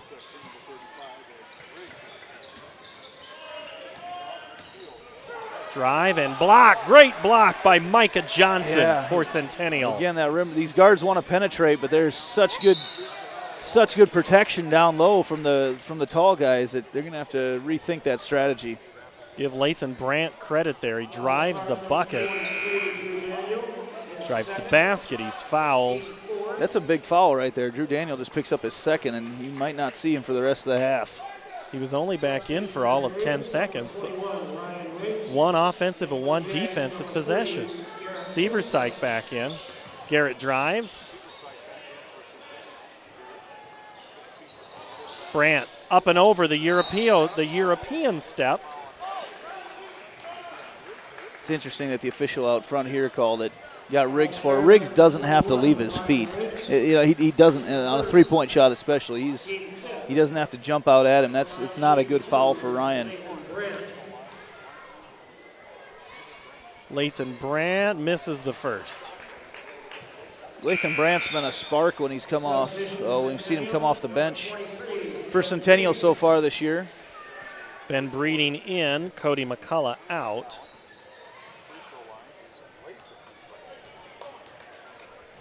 Breeding got a couple of the tight ends from the football teams out here playing right now between him and Andrew Lynch for Dowling. Riggs plays a little tight end as well. It's some big bodies. Nice move and kick. Nice 15-footer from Ryan Riggs. That's the type of shot that can get Ryan Riggs recruited and make him some money for college, because that's he's just so smooth as he goes through there. Wow. Offensive foul on Centennial. Coach Fontana not happy with that one. Says he cleared out, says Kelling cleared out. Foul charge number 21. Coach Fontana gets his money's worth there as the official goes by. And he's not going to let him forget about it either. Quick with a whistle. Well, and if you're trying to establish things now, it's not quite as physical as maybe we thought. It can get there, though, if things are left uncalled. As Nick Bruno into the ball game. Wide open for a moment was Lynch.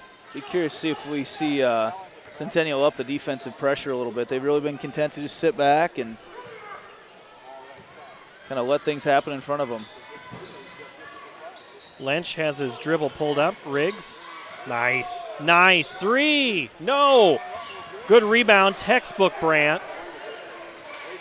In rhythm. Yep. Not able to hit the shot. Brandt. Block. Two guys get tied up quite a bit right there, you know, and really you see it's interesting, though, because Keeter in there trying to almost get out of the way and just nothing he can do. Well, as you said, Andy, Brandt's trying to create right now. Absolutely. He is absolutely attacking that rim that the other players haven't been able to do. They're looking for any spark that they can right now. You know, watching Dowling on offense is reminiscent of the backdoor cuts and the constant cutting. Remember watching Princeton in the NCAA tournament, some of their good, it's constant, right? It's just absolute constant backdoor cutting. Breeding gets it from Severside. Garrett gets it back. And now Tyler Rogers, who's back into the ballgame. Under 90 seconds to play here. 6-3.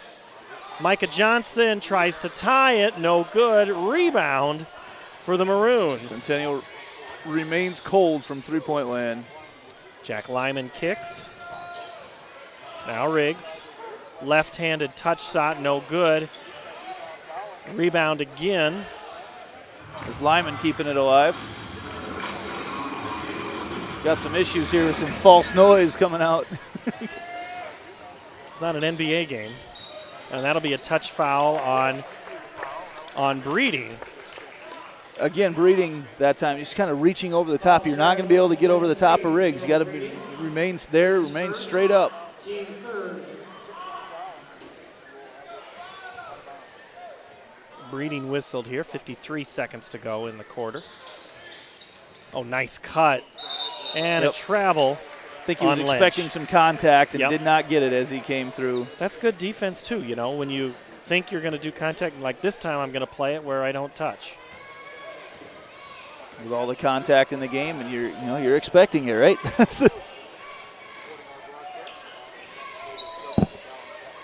Ben Breeding, now Rogers.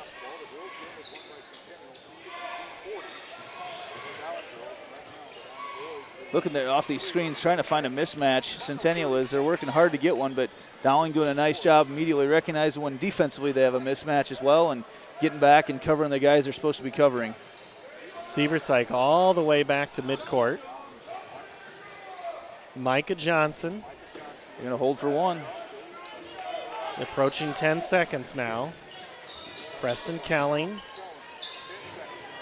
Severside, force three, no good. Rebound up for Stracco. The shot at the buzzer, good if it goes! Online, but just short. 1 quarter in the books. We've played one. It's Dowling 6, Centennial 3, the third inning when we come back.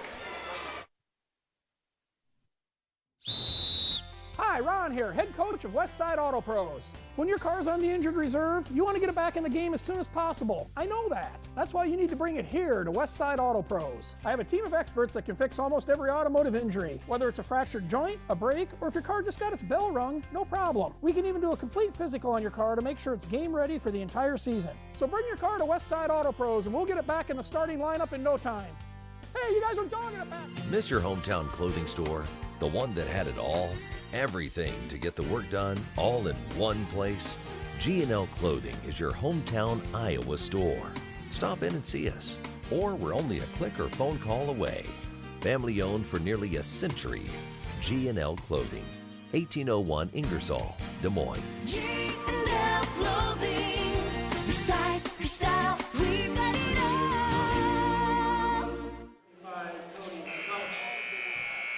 all. 1 quarter in the books. Dowling Catholic 6, Centennial 3. You know, it's real easy to look at the score right now and say, hey, that's a reason for a shot clock. That's not been the issue. No, not in this at one. all. No. Teams just, you know, a lot of it comes down to we don't have the block shot statistic, but there's been so many of them as the teams really like to penetrate. Neither of these teams really that good of outside shooters. And patient working for shots. Well, and there's been that's even been limited. They've been patient. There's just 1 or 2 passes, and then something like that happens. Tipped ball, and somebody gets in it. Really disruptive. Moving to the basket was Matt Stillwell, and he thinks he was fouled, but the officials say no. That was interesting. From up here, it sure looked like Tyler Rogers was the one to swat the ball out of there. I'm not sure. I think that's what Stillwell was a little questioning right there. Really, though, as he lost the ball as he went up, that was a big part of just kind of losing the handle on it. Dowling will throw some press, maybe try to create something on the defensive end. Maybe create some buckets. Not that way. And Rogers is fouled, and probably Nick Bruno. Yeah, Bruno's got to get his whole body over to that sideline and force him back where he's got the help. Instead, he threw a knee out there. And this is a way for Centennial to find their way, find some easy baskets, because they're going to be shooting 1-and-1 for the next, in the bonus now for the next 7.5 minutes. Andy, all 4 of Centennial's points have come from the free throw line. Yeah, they've had opportunities. And both shots go in, and it's now a 1-point lead for Dowling. All free throws. 3 points for Rogers, 5 points for his team. 3-pointer is good for Andrew Lynch. Yeah, Lynch is not afraid to pull the trigger, and he caught it in rhythm that time, straight up with a shot. He's 6'5", so he's out on the perimeter. He's a mismatch. Got to recognize him as a shooter. Seversyke in the lane, too hard. Brady Peterson put back. I love watching Peterson play. That kid is tough. He was up in the air a long ways there. Leads cut to 2, then extended back to 5 on the 3-pointer from Andrew Lynch. He's got 2 back-to-back. That was, with McCullough right in his face. Lynch, the quick trigger. Good defense by Lyman. Or Stillwell, excuse me. Preston Kelling's 3-pointer is off the mark. Man, Centennial, Coach Fontana may not invite us back to do a game the way they shoot from 3 when we've seen them so far. Nice drive and kick, and it's going to be turnover. As I think Keogh got in the way. Actually, that was Stillwell threw it away. Bruno kind of cut down to the baseline as Stillwell was making his cut. 12-7, 5-point advantage for the visiting team, the Dowling Catholic Maroons. That's Micah Johnson. That's Garrett Seversyke. Really have enjoyed watching these teams play defense, though. They're right there anticipating every pass. Micah Johnson, the up and under, and good. His first 2. Nice sweet kiss over the rim. Almost thought he got himself too far under the basket, but was able to stay away. They took it right at Daniel, and he's got some foul issues right now. Kind of shied away from the contact. There's a look. Nice drive and kick. Riggs sets up. Good. You could see the spin on that ball, Andy, and it just looked pretty. Nice soft touch. It was set up by the drive and dish from Keogh. There's my boy. Still can't get it to fall. Rebound for Daniel. Peterson is instant offense when he's out on the court. Drive and kick. The 3. Yes! Again, set up by the penetration. Draws a lot of guys in, and in transition, not able to identify the shooter. Beat everybody down the court. Lyman 3 will step away for a minute. This is CISN. relentlessly at your service. There's no doubt about it. Saving feels great. At Mid-American Energy, we love saving too. Saving the environment by supporting tree planting, which improves air quality. Saving money by investing in wind energy, which keeps rates low. And saving you energy by providing tips to help make your home more energy efficient. Which means you can take those savings and put your energy into having fun. Saving definitely feels great. So does being obsessively, relentlessly at your service. There's no doubt about it.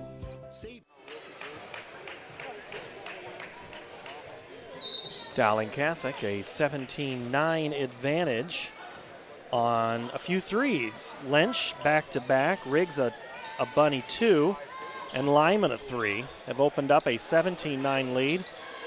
Lathan Brandt drives and scores for Centennial.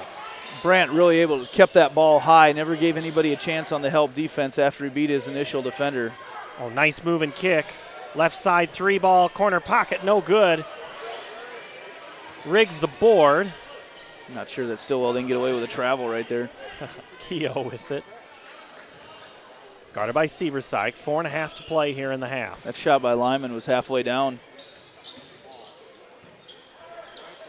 Leading pass for Riggs, just a little too far. I think Lynch is just trying too hard to get the ball into Riggs right there. He had some space. He's a shooter. He can take that one. 17-11, Dowling in the lead. You having fun, Ruben? It's a good night. Ruben's having fun. He's listening to us. He's doing everything for us. He is. He's running something with his left and with his right. And all we do is just sit here.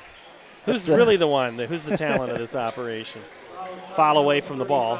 It's Andrew Lynch going to get whistled for it. It's actually pretty good defense right there. I think if he possibly hits the deck, but I'll tell you this, it's going to take a shot from a linebacker like Mr. Campbell from Cedar Falls that'll take Lynch down. It's tough to sell when Lynch is, if he takes a charge, it's a tough sell there. Is that your first football reference in the boys' game? In the boys' game, I believe it is. For those of you scoring at home tonight. Second one is short. Oh, you mentioned earlier the Applington-Parkersburg versus Denver tonight. I do have it on good authority that the Falcons won. I don't have the final score, but okay. It's fun to watch my alma mater start to have some success again in girls basketball. They've had a great start to the year and beat some good teams too. You mean Jessup? Dyke New Hartford. I wasn't going to bring up Jessup, but that was last Friday night. Nice drive and score, and one more for Matt Stillwell. Quick move off the hardwood for Stillwell. Just very explosive, and then to get himself up to the bucket. That's a hard thing to do. You're driving so hard to the bucket, going through a lot of contact, and then just a sweet, sweet kiss off the glass. Stillwell, an 89% free throw shooter on the season. Misses. That is what's called the jinx. Cowling loses the handle momentarily. Brandt drives and kicks to a cutting Breedy, and we're going to have a foul on Centennial. Yeah, there's Lyman sliding his way in. Yeah, they're going to get Brandt, and don't know he had beat his initial defender, but coming over on the help was Lyman. Substitution for the Jags, number 20. Rogers in, Brandt out. Brandt's first foul.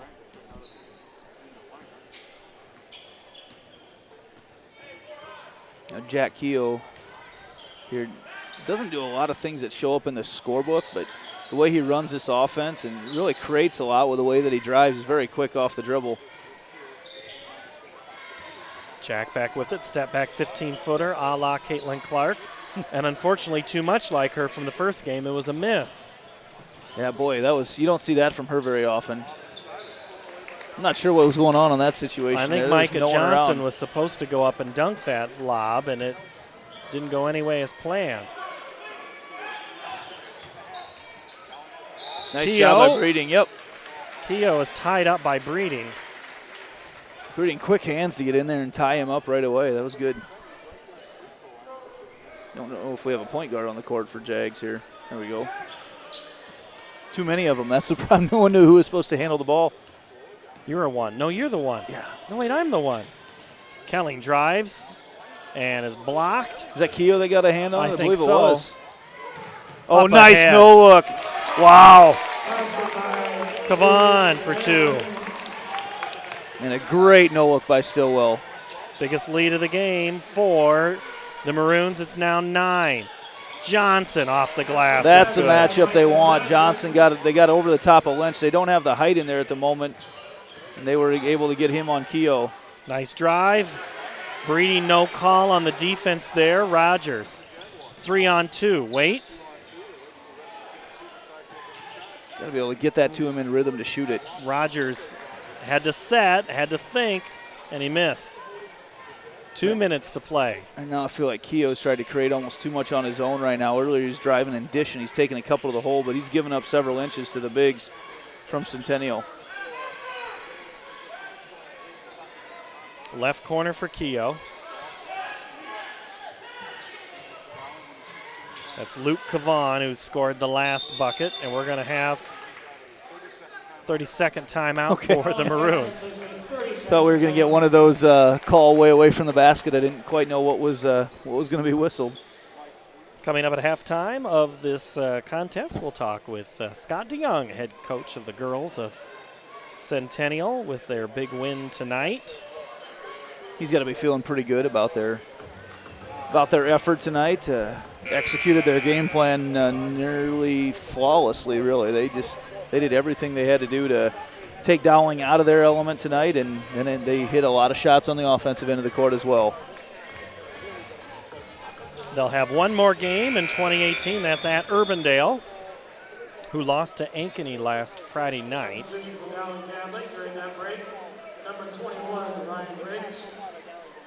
This is one of 4 straight road games for the Maroons. Do you really call much in many of the way we travel around Polk County a road game? There's not. You're just not in your gym. You're just Correct, not in your yeah. locker room. But you know what? Enough of these kids play anywhere where they just show up with a bag and their shoes and they go. They can play anywhere. Nice floater, no good. Rebound by Brandt. Boy, he just about traveled there. Yeah, Lyman had to get that up in a hurry. He had a lot of guys closing in on him. Someone's lost here on defense. Nice move in the lane. Johnson, good body control. Yeah, and the spin that he had, right off the back iron, able to get it right back into the hoop. Three-pointer the other way, no good by Stillwell. Maybe too quick a shot right there. There's a good look. Seversike for 3, no! Breeding tips it, runs, whoa! Ooh. I thought he was football, not baseball. That was a great leg first slide. He was able to keep his body away from a lot of contact into the bleachers over there. He played that like Seversike would, trying to get the first down and slide before contact. You were there for that game. Yeah. These two had a pretty exciting football game this year. Went down to the last, 30 seconds? Yeah, it might have even been less than that. I'm not sure. I tried to push it out of my memory a little bit. So Maroons holding for 1. Have a 5-point lead. And this possession started with 51 seconds left.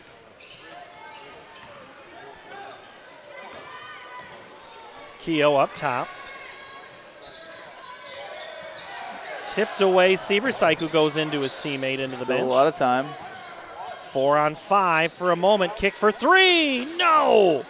Riggs tipped it. 1 second. No seconds. That's the end of the first half. 21-16. 21. Ankeny Centennial 16.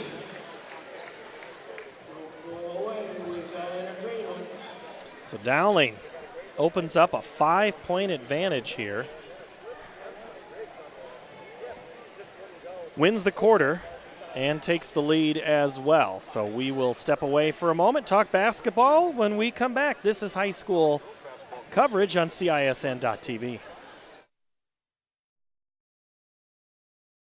Hey everyone, this is Dan Holm with Ankeny Fanatic. Be sure to check out our website this fall for the best local high school sports coverage around. Whether you're a Hawk or a Jaguar, we'll be covering everything from cross country, man that dude is fast, to volleyball and everything in between.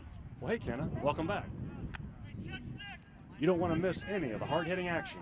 come visit us at ankenyfanatic.com. Here's to everyone who believes in competition and good sportsmanship, who knows it's not about the trophies or the medals, but rather the lessons learned. For those who understand, it's not whether you win or lose, just that you give your best. So go ahead, lace them up, take the field, have fun, and play. For the experience, for the memories, for the love of the game. Shields. The Fletcher in Ankeny. Words cannot even begin to describe our Sunday brunch.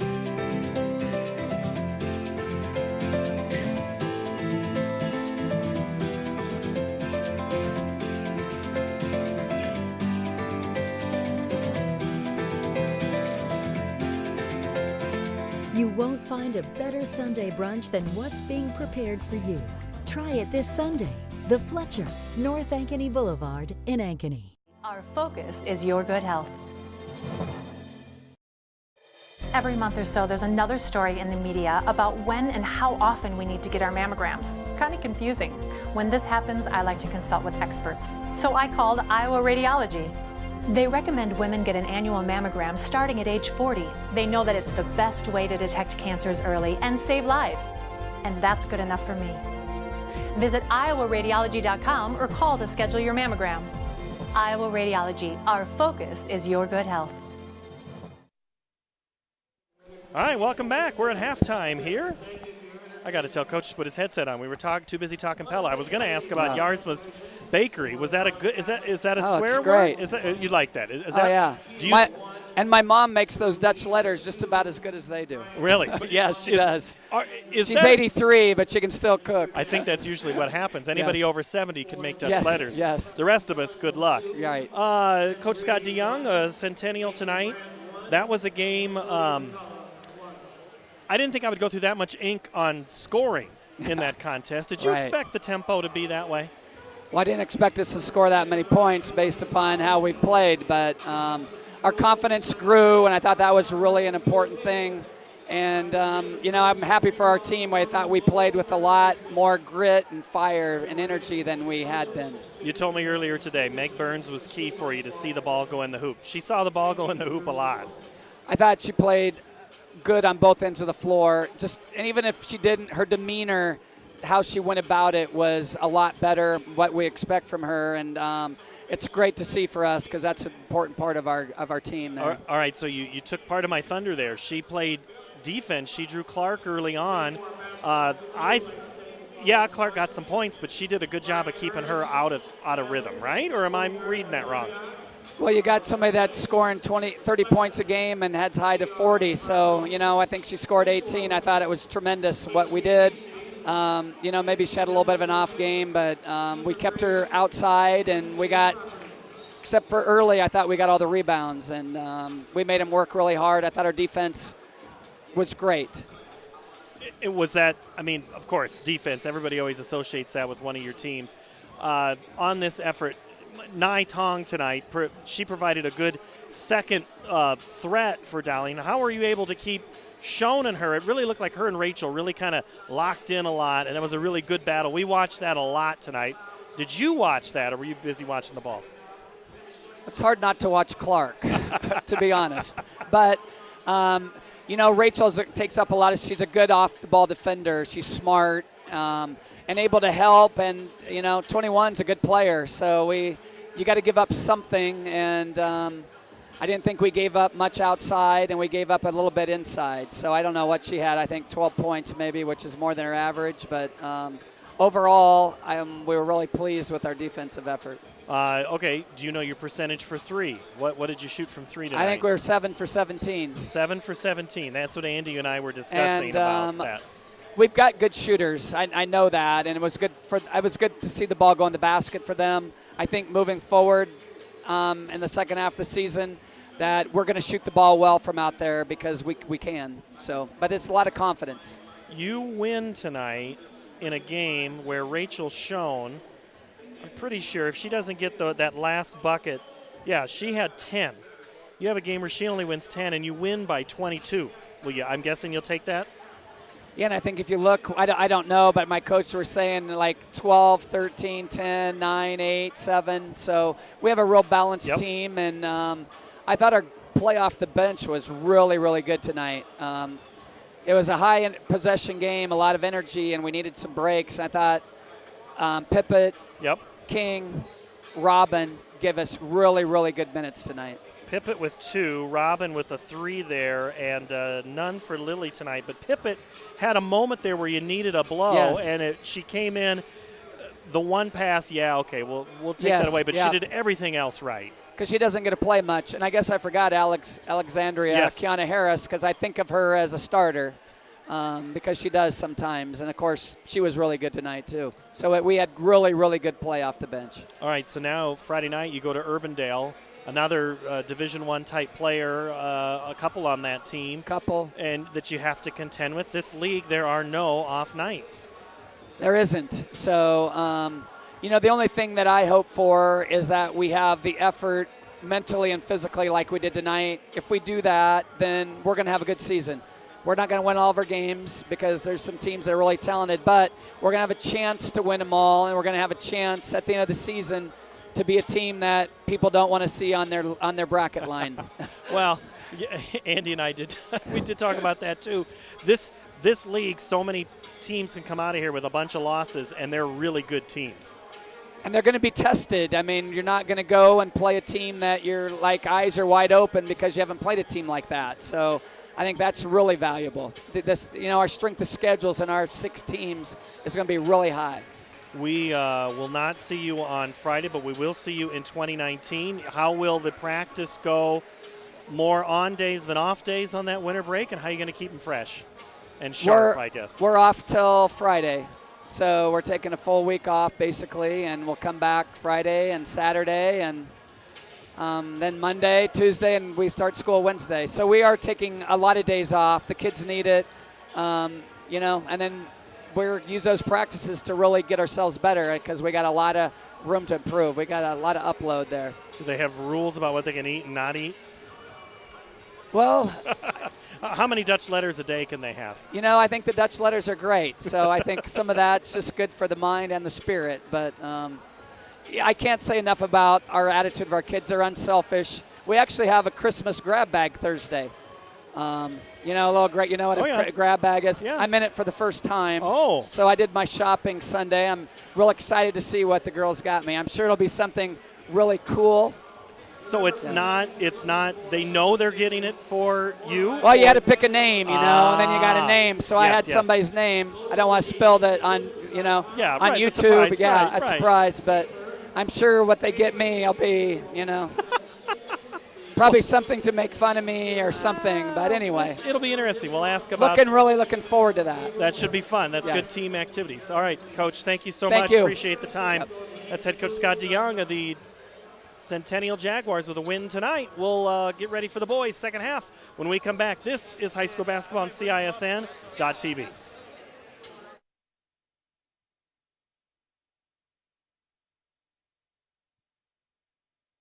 Feels great.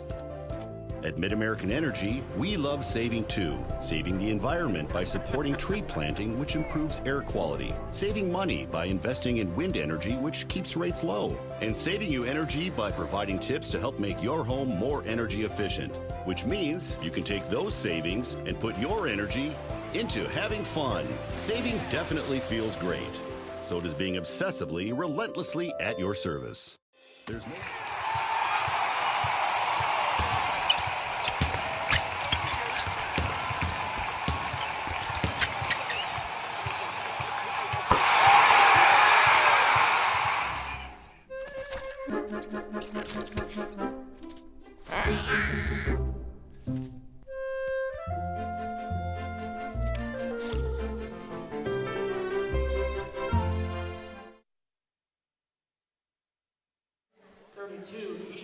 Half number 2, Dowling Catholic up 21-16. My thanks to Scott DeYoung, head coach of the Centennial Jaguars girls basketball team, coming up to visit. All right, real quick, Andy, then I'll let you do the scores and all the work that you've been doing. What are you talking about if you're in that Centennial locker room? They haven't hit a three-point shot yet, and we've not seen many three-point shots hit in general from them, and they're giving him those shots, but you really want to work the ball inside, get it down to McCullough. He hasn't scored much at all so far tonight. McCullough has no points. Nothing, yeah. But we'll do a little radio here for you. We know we've lost the video, so we'll be a little more descriptive here. Micah Johnson has been he's been the threat. Dowling into the right wing. That is Jack Lyman. Also, you can't be on defense. Don't be as willing to collapse inside to get to come down. It's created a lot of shots. That on-ball defense has to be better. It's created a lot of good open three-point looks. Here's another one. Daniel, no good. Preston Kelling the rebound for Centennial. They hold serve on the first possession of the second half. Johnson and Keaton Gray gets the start here in the second half. Interesting. He didn't play at all in the first half and start in the second half here for Rogers. Seversyke on there, as is Kelling. Micah Johnson tries. And that's Daniel where they want to get rebound. it for sure. Yep. Keogh pushes tempo. Nice move to the hole. And one, as Jack Lyman just blew by everybody on that play. Yeah, that was actually what created was Keogh down the left side all the way across court, the long skip pass. Got it over to Lyman in the corner, and Lyman, I almost thought he was ready to throw that ball down. He was up in the air a long ways. I thought so too. Thought he was ready to dunk it. Guy's so explosive off the hardwood. Lyman at 33% free throw shooter converts for the three-point play. 8-point advantage, Maroons. Kelling, 3-on-2 drill. Kicks it left side. Seversyke charge. No, they're going to call a block foul. Actually, that's almost unfortunate for Centennial because I think that was a great situation for Seversyke in the corner right there. He was that was a wide open look. Nice move, Micah Johnson for two. Micah now with 9. He's the only Jaguar that's really scoring consistently tonight. That's where you have to get the basketball right now. Lead down to 6. Be curious to see if Centennial extends their defense and really tries to.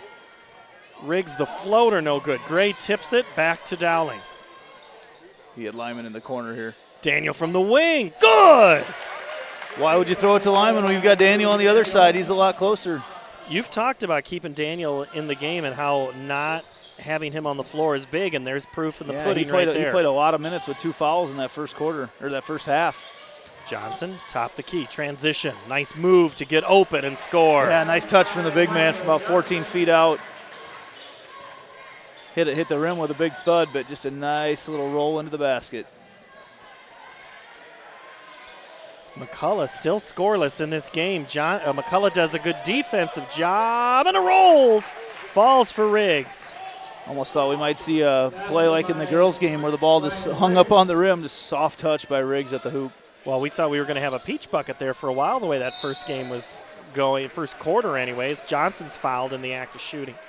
I mean, there was no scoring, 6-3. Drew Daniel picks up foul number 4. It's really picked up right now. You know, you really see both teams running. Dowling's really extended their defensive pressure, and I think what that's done is got Centennial to play at a faster pace. They're willing to give up some buckets. It means they can get up and down the court. I think O'Connor feels like he can. They've got the athletes that might be able to run up and down the court a little bit more, a little bit longer than Centennial. As you said, they got to get into basketball shape. Yeah. You know, a lot of these football guys. You guys do conditioning in football? Yeah. Micah Johnson. Well, they were indoors for the last couple weeks, so that certainly helps. See, Centennial, they're going to keep everything down now. More of a man-to-man look, almost a sagging man look before. But three-pointer is no good. Kelling skies on the miss from Andrew Lynch.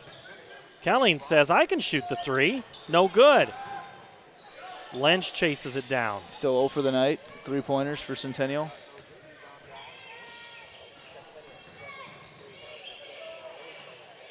Nice move, Lynch. The drop step, and one. Oh, no, didn't go down. Foul will be called on McCullough. You know, it starts again, though, with Keogh. His penetration gets that defense all adjusting, and then by the time he gets back up top to Lynch, there's really no one there. He's got such a quick move off that first step. Creates a nice look for himself. Lynch misses the first free throw. His team up by 8. And misses the second. So the 58% free throw shooter does not help his average on that possession. Gray drives, floats it off the side, no good, a little out of control. Keogh with great defense. Nice move, fade away, oh! Keogh, as he goes down the court, just pulls away from everyone. Just can't quite catch up to him. You know, in the first half, he was making everything happen by driving and dishing, and here he's just recognized that no one has stopped the ball, right? You just take it all in, keep going until they stop you. And then Keaton Gray is whistled for the foul. And I think Keaton's going to go out. Peterson, Brandt, and Rogers come in. A little bigger lineup now for Centennial. 20, Tyler Rogers, and 24, Nathan Brandt.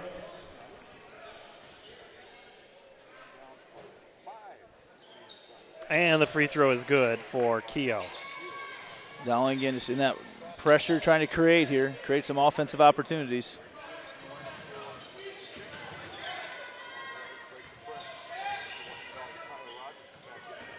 Ten-point lead for the Maroons. Rogers sets his feet, shoots the three, no! And that's going to go towards that's going to go back to Dowling. Actually, yeah, really nice body control by Riggs. He was able to, in the air, kind of tip the ball right off the knuckles of Lathan Brandt.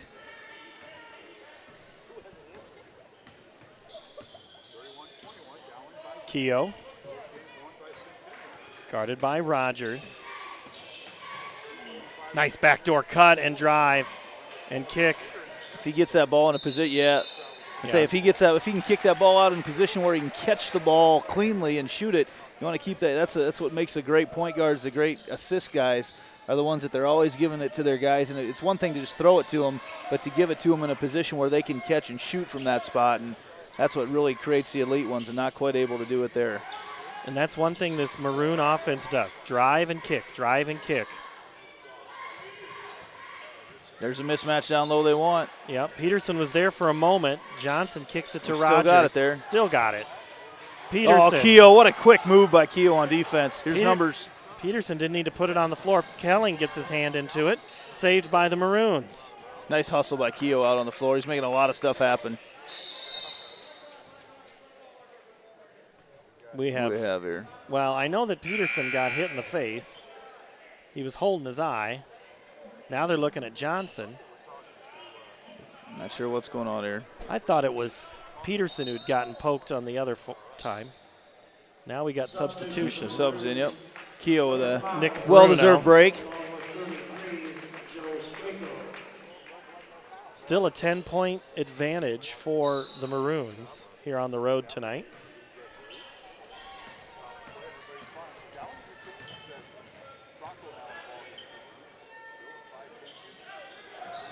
Three-pointer is blocked by Kelling and then followed up. Yeah, Keeter came out of nowhere. You know, that's tough on a defense because you're looking for the rebound to come over to the weak side, and with it getting blocked, it was so short that Keeter almost treated it just as an alley-oop. Nice move to the hole. And Lynch just a little bit late. Dowling has now scored 33 points, which is what they scored Friday night in a loss against Johnston. So Coach O'Connor said before the game, hey, we just need to score more than 33 points. They haven't yet, but there's still time. That's a play right there as Andrew Lynch coming over just a little bit late. He recognized it just a little bit earlier. That's a charge, but he's just a hair late coming over. That'll come as this Maroons team plays together a little bit more throughout the year. Recognizing when you're there, coming there to help, when you're there to switch. There's an art to defense that a lot of guys, the coaching of it is definitely an art, but understanding when you pass it off and when you're just there to help. Breeding in, Peterson out to 39. A little full court pressure by one man, Tyler Rogers. as he harasses Ben Stracco up the court. There's where they want nice Riggs touch shot, no good. Centennial had 2 players there, Brandt and Breeding. Brandt cleared it. Now they go in low in the interior entry pass. And it's fouled as Johnson is hit on the arm, and that foul charge to Andrew Lynch. Lynch had some sparks there early in the second quarter with a few three-pointers. Been pretty quiet since then. Right there on the defensive end, though, just the backhand. They say got him with a hold, and that's the signal for it. But that backhand, as he's trying to deny, just keeps it right on his back. Rogers, Brandt. Brandt here, look for him to take one off the dribble. No.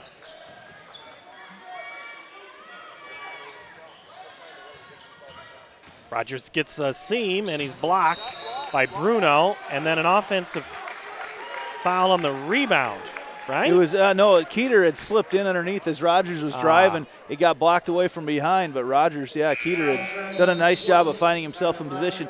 That's a situation, if high school has the arc that you have in college and the pros, that's a defensive foul. But because of the no arc right there, he's able to, he's in position. It's the right call. 10-point advantage for the Maroons. Under 2 minutes to play here in the third quarter. On this Tuesday night high school basketball game. Three-pointer on the way. Bruno, good! Nick Bruno, the senior. No, Bruno, not a huge scorer for this team, but if no one's going to step up and defend him, that's a shot he can hit all night. Into the corner for a moment. Go the Jags. Micah Johnson, top of the key. No shot, or no good. You can see they're trying to run any chance they get and beat Centennial back in transition. Souvenir goes into the stands for a moment. I think that was the game plan, really press the tempo of this game. It may not always lead to a shot, but they've really never, or in very few situations, allowed Centennial to get set up in their defense, and there's constant movement, getting a lot of shooters lost. Bruno's three is blocked once, and then the recovery blocked again by Brandt and sent into the second row of the stands. It'll stay Dowling basketball. Bruno giving up about a half a foot right there. And he had no fear in taking the shot.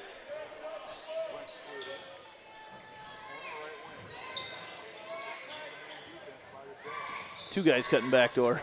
Not quite exactly what you're looking for.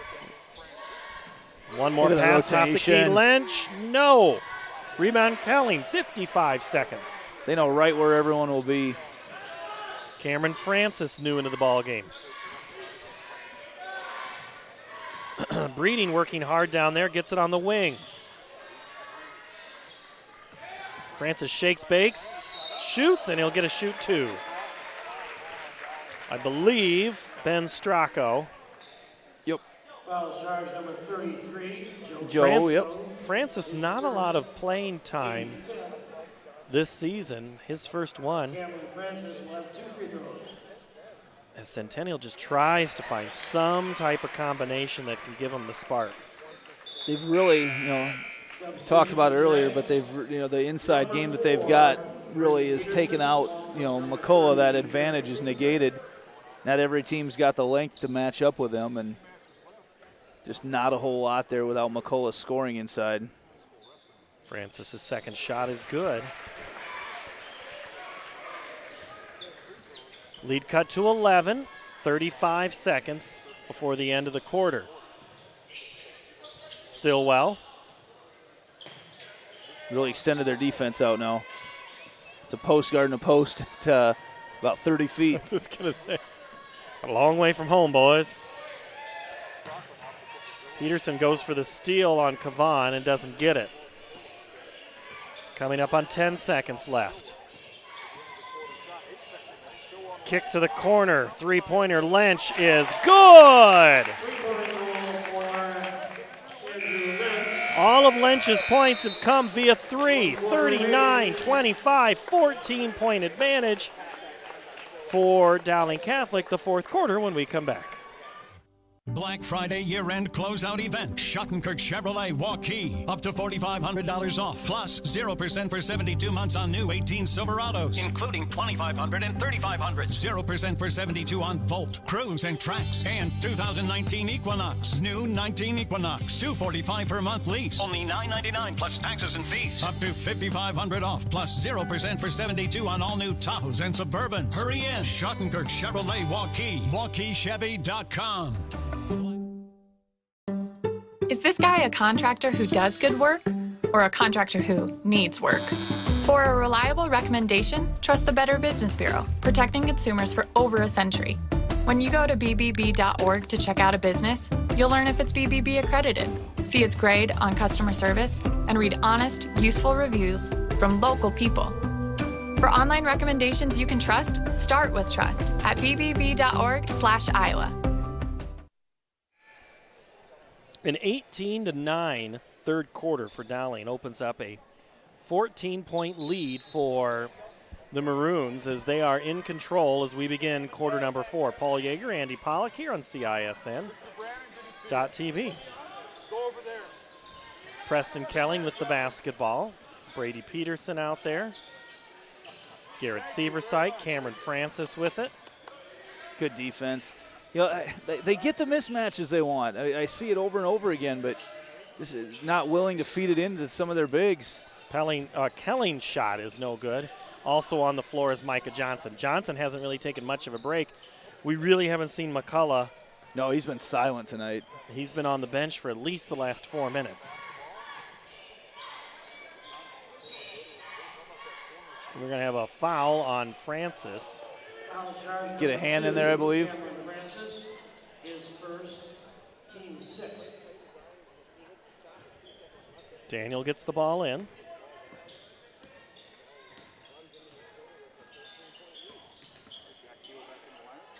Even a short guy like me, I have to stretch my legs every once in a while. I don't know how you're fitting in this thing. I'm not getting out. That's not much of a choice. Seversite takes a swipe at Lyman, according to the Maroon fans. Brady Peterson gets his hand in there, almost the steal. Francis completes.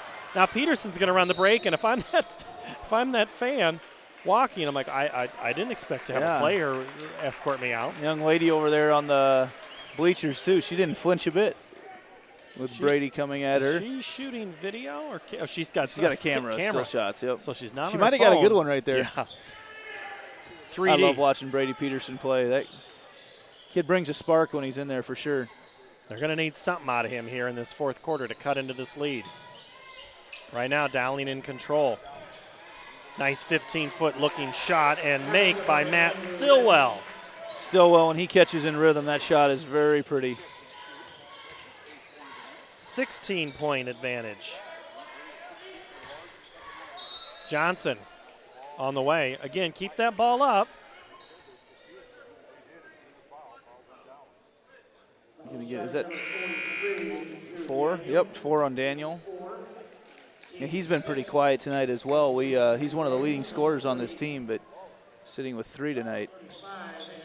Well, to show you how paltry the offense has been for the Maroons, when you're a leading scorer with 6 points, that says that you've been having problems finding. You know, your leader is Riggs with 13, 10 from Stillwell, and then Lynch and Daniel average 6. Bad spot to get in down there for Kelling's going to try to pull the trigger again on the 3. No good. Francis takes a swipe. Peterson gets the bucket and 1. Peterson just a bulldozer down there, battling through. And, you know, the big man, as he gets so much contact as he pulls that away, able to finesse it off the glass to finish it. Sorry, Ruben, I moved that. You messing with our equipment, Paul? Yes. Peterson misses the free throw. Maroons up ahead. Nice in transition. That'll count. Oh, they're going to say it's a foul, not a goaltending. I thought that's what they were going for at first. Peterson fouls Lynch. Everybody's wanting. I'm not so sure that wasn't a goaltend. They're going to talk about it. They say no. Nope, taking 2 shots. Okay. Right. Michael Connor asks. That's a tough, you know, in high school basketball, it's such an infrequent thing that happens in high school basketball. There's no doubt the contact with the backboard was made, but it depends on if he hit it before it hit the backboard or not. And it still depends on if the ball was on the way up. And I think Brady Peterson is saying, there's no way I goaltended. I think he's laughing about it down there. He's having a nice nice chat with Ryan Riggs down there. He's just shaking his head. There's no way I goaltended that. You ever seen me play? My ups, I got nothing. Well, that's the thing about Peterson. He gets up in the air. But, yeah, he got a good chuckle out of that, too, it appeared. It's good to see these kids having fun. I mean, these kids, it's different from when we were growing up in Northeast Iowa, a long ways apart from everybody. These kids know each other. With social media, they know everything about each other, and a lot of them become good friends. And for 32 minutes on a Tuesday night, they're competitors. Kelling with it, 5.5 to play inside. McCullough creates and scores. That's where they're going to have to get the basketball. That's McCullough's first points of the game. Timeout. Jaguars will step away. 41-29. Dowling in control. Miss your hometown clothing store? The one that had it all? Everything to get the work done, all in one place? G&L Clothing is your hometown Iowa store. Stop in and see us. Or we're only a click or phone call away. Family owned for nearly a century. G&L Clothing, 1801 Ingersoll, Des Moines. G&L Clothing, your size, your style, we've got it all.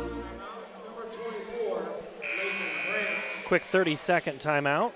Guessing we'll see a little bit of full court pressure here. Ben Breeding will go on the ball. It's a long body to throw the ball over there.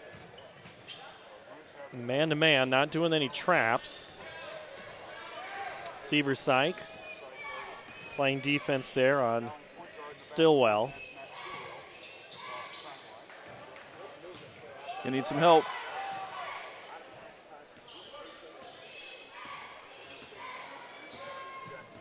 Maroons tonight, Andrew Lynch with 9 points, leads the team. Dowling can be very patient here. Spread out. Oh, nice pass, and then blocked by your guy, Brandt. Now Brandt on the offensive end. Kicks to Riggs. Riggs touches it with his right and left. And then Breeding tried to get his hands in there. Interesting to see Riggs try to lead the break. You know he had one thought on his mind leading that break, and it was not to hold it up and run the secondary break. No help. Nice drive and score. Stillwell the finish. You know, they had Riggs. It's brought McCullough so far out here on the edge that once Stillwell was able to get by his defender, there was no one left to help. Seversyke up now. McCullough back into the ball game. McCullough's cousin on the Ankeny Hawkettes. The Hawkettes lose tonight to Ames 65-45. Seversyke thinks about the three other girls' winners tonight. Ballard, DCG, Applington, Parkersburg, as we have a foul. Ottumwa, Roosevelt. Southeast Polk puts 100 on the board on Fort Dodge. 100-27. Johnson with a 60-34 win over Urbandale. Valley knocks out Marshalltown 83-21 as the free throw is good by McCullough. And Mason City knocks off Waukee. So, the CIML standings are a mess. The wheels just keep on turning. But 4A, they are making an absolute case in 4A to be one of the top teams at the end here. Marion, North Scott. So the combination of North Scott and Marion, and Marion not as much as North Scott, and nice bucket underneath there by Stillwell. North Scott and Mason City both play up in competition, play 5A most of the season, which gets them ready. That's going to help them a ton. But Marion, again, that's going to be a fun team to watch. Man. As the season goes on. There's still a Rice on the team. It's just the younger one, and McCullough picks up number 3. She had some offers on the table, didn't she, last year? Yeah. Her sister went down to St. Louis. One lobby went to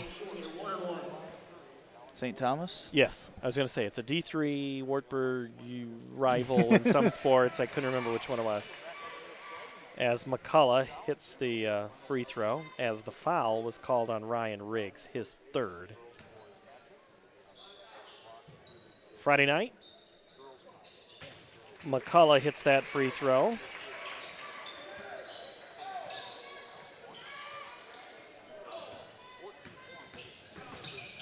Got a chance to bust through and have some numbers here. 13-point lead.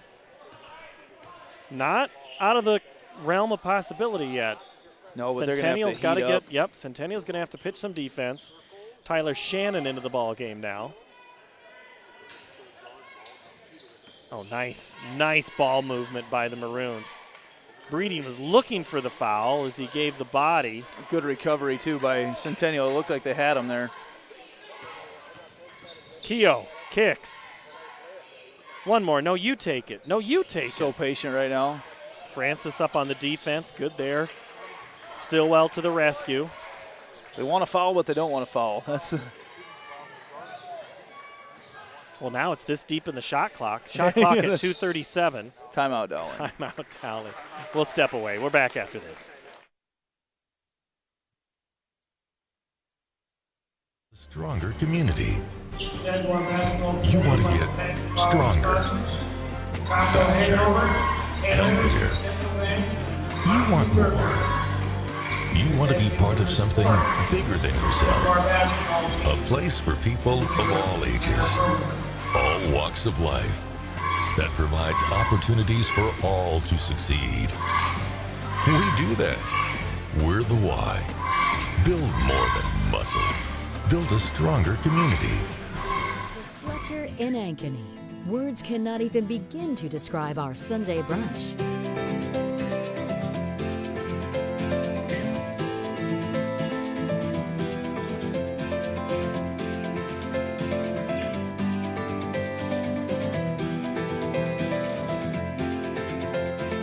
You won't find a better Sunday brunch than what's being prepared for you. Try it this Sunday. The Fletcher, North Ankeny.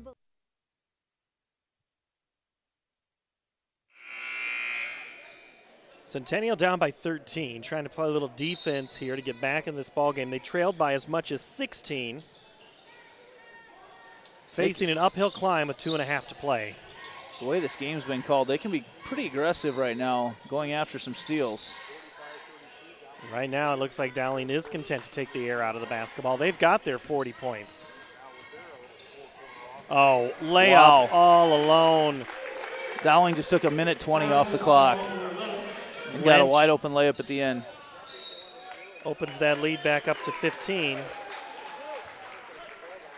And it'll go back to Dowling. The look on Coach Bob Fontana's face says it all right now. Just not a whole lot has gone right for Centennial tonight. Shooting woes continue from three-point land. They do play good defense. Yes. I will say that. There's just been times that Dowling's beat them back in transition. Like right now? Like that. You're not a pressing team, and when you have to do it to try to get yourself back in the game, it creates a lot of bad opportunities for the offense. Keeter lays it in. 17-point lead. Kind of thought both these games tonight would be close, and they were close for a while, but one just kind of pulled away from the other late, and the other one clearly frustrated, both in the girls' game and the boys' game. Maroons turned this into a track meet, really up and down the court. The score doesn't necessarily reflect that, but down low again. Riggs is fouled by. He was going up to dunk that. Severside, yeah. Riggs plays what position in football? He is a tight end wide receiver hybrid. Okay. Is he going to stay there? Yes.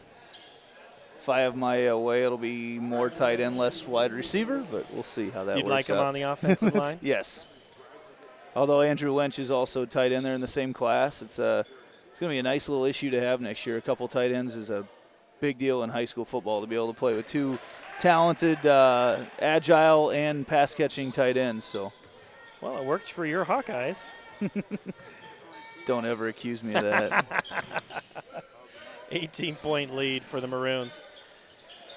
Yeah, Hawkinson and Fans, a really tough combination, and a lot of high school teams, if they have it, they're going to follow that pattern. As Preston Kelling's shot won't fall. It's just a mismatched position on the football field. It really is.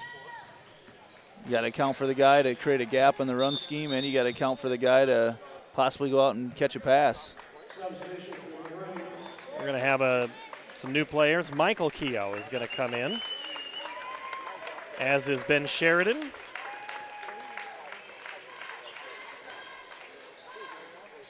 Eventually, Will Yurgay will make it in.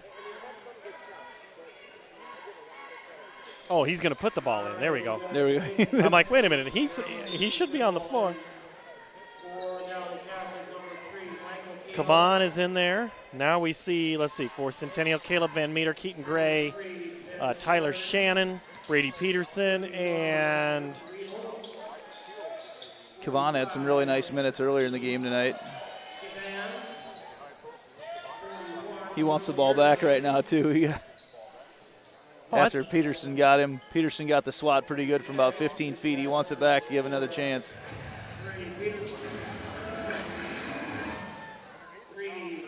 Kind of lost as he was going up with it. 10, Caleb Van Meter, and 32, Keaton Gray. ball goes out on Dowling. It'll be Centennial's basketball with 18 points the deficit, under 30 seconds. Three-pointer Peterson, no good. Rebound for Sheridan.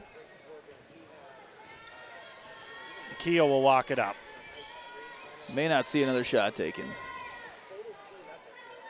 Not to say these guys don't want to. So the Maroons will improve to 3-4, get closer to that 500 mark. Centennial is going to fall to 2-5. Tonight falling 50-32 on their home court. Final score, Dowling Catholic 50, Ankeny Centennial 32. So this ball game, Andy, tonight, really, second half. I mean, Dowling put it on. I mean, Dowling led the whole way. 6-3 after one, 21-16 at half, 39-25 after three, and then 50-32 at the end. Centennial was there because of defense. They were, and, you know, it really turned into Centennial. We said at the beginning they had to hit some shots. They had to hit some three-pointers to make this a game because of the height being negated inside, and they just weren't able to do that. They still got a couple buckets inside, but they just, you know, we watched them battle through an 0-for-19 performance here just a couple weeks ago. It had to be close to that again tonight. I don't think they made a single one. And they did they make one? No, okay, I didn't have them down for a three. Yeah, 0 for the night, and that you can't win games doing that. And obviously, as teams start to see that more, they're not going to defend the three-point shot quite as much. So and they weren't able to get back then as fast in transition. Dowling really got up and down the court in a hurry tonight, able to get some pretty cheap buckets in transition. Micah Johnson, 12 points for Centennial, 4 for Cody McCullough, 2 for Lathan Brandt, 1 for Ben Breeding, 3 Tyler Rogers, Brady Peterson with 4, and Cameron Francis with 1. Centennial finishes with 32 points, falls to 2-5. Dowling Catholic led tonight, 12 points. Matt Stillwell, 11 Andrew Lench, 3 for Drew Daniel, 7 Ryan Riggs, 4 Drew Keeter, 5 Jack Lyman, 3 Nick Bruno, 2 Jack Keogh for a total of 50 points. Andy, you said first to 50. Dowling was. They win. They got there, and they played good defense tonight too. I really liked the game plan that they came in with. Really felt like Dowling took a big step forward as a program tonight, as a basketball program, because the way they were able to move the basketball around, and where it really starts is Jack Keogh on the penetration. That really got defenses shifting, and it was able to create some really nice looks, and they were able to finish a few from three-point land tonight as well. So if you're scouting Dowling, who do you say you got to look out for after this performance tonight? Because you can't look strictly at points. Stillwell, you leave Riggs only with 7. You know he still can pop off at any given moment. So that is, you're right, a growing program gets a good play, gets good play from Lench tonight, makes a big difference. Yeah, but it really starts, I think, with Keogh. If you can keep him from penetrating, I think it starts there. That really was what made the offense go tonight and created the mismatches, created the backdoor cuts, created the open three-point looks, and they were so unselfish with the basketball tonight. But they know as they drive down and kick it to the edge and then swing, you literally made them defend, whatever 50 feet or whatever it is across the entire basketball floor. He would drive down the middle, kick it out to the right wing, and immediately the ball is swung back around for a three-pointer after 4 more passes in the left wing for a shot. And that happened time and time and time again. But it starts with that penetration. If you can stop that part of it, force Dowling into a different part of the basketball game. Rough night for Centennial. They will finish out 2018 at Urbandale on Friday. The Maroons have to face Ames, and Lipsy is the guy you need to know. The freshman, we'll call him Phenom, already have holding college offers. Iowa State offered him as an 8th grader. The guy can play. It's nothing surprising to have a phenom coming through Ames basketball. I mean, and he was a good football player. He's very good high jumper as well on the track team. So it's not surprising at all. Does it surprise anyone if there's a top recruit in the state of Iowa that he resides in Ames? That should be of no surprise to anybody. Not the first time those blue blood coaches know how to get to Ames. They know how to find Hickory Park, even if they have to ask directions. They know the way, as Harrison Barnes and everybody else has gone through there at one time or another. So that will do it tonight. We'll be back on Friday night on CISN. There will be Southeast Polk at Waukee. Should be an outstanding girls basketball game. Yeah, for sure. Absolutely. As Southeast Polk put 100 tonight on a game, and Waukee with the loss. Tomorrow night, it is CISN this week. Jimmy Olsen, Dar Danielson will be along at 6 o'clock. They'll be talking Waukee wrestling, and that should be fun. And also Dan Holm from the Ankeny Fanatic will be the guest. For Andy Pollock, for Ruben Garza, I'm Paul Yeager. Thank you. It's a split tonight. Dowling takes the boys' game. Centennial takes the girls. So long from Centennial High School.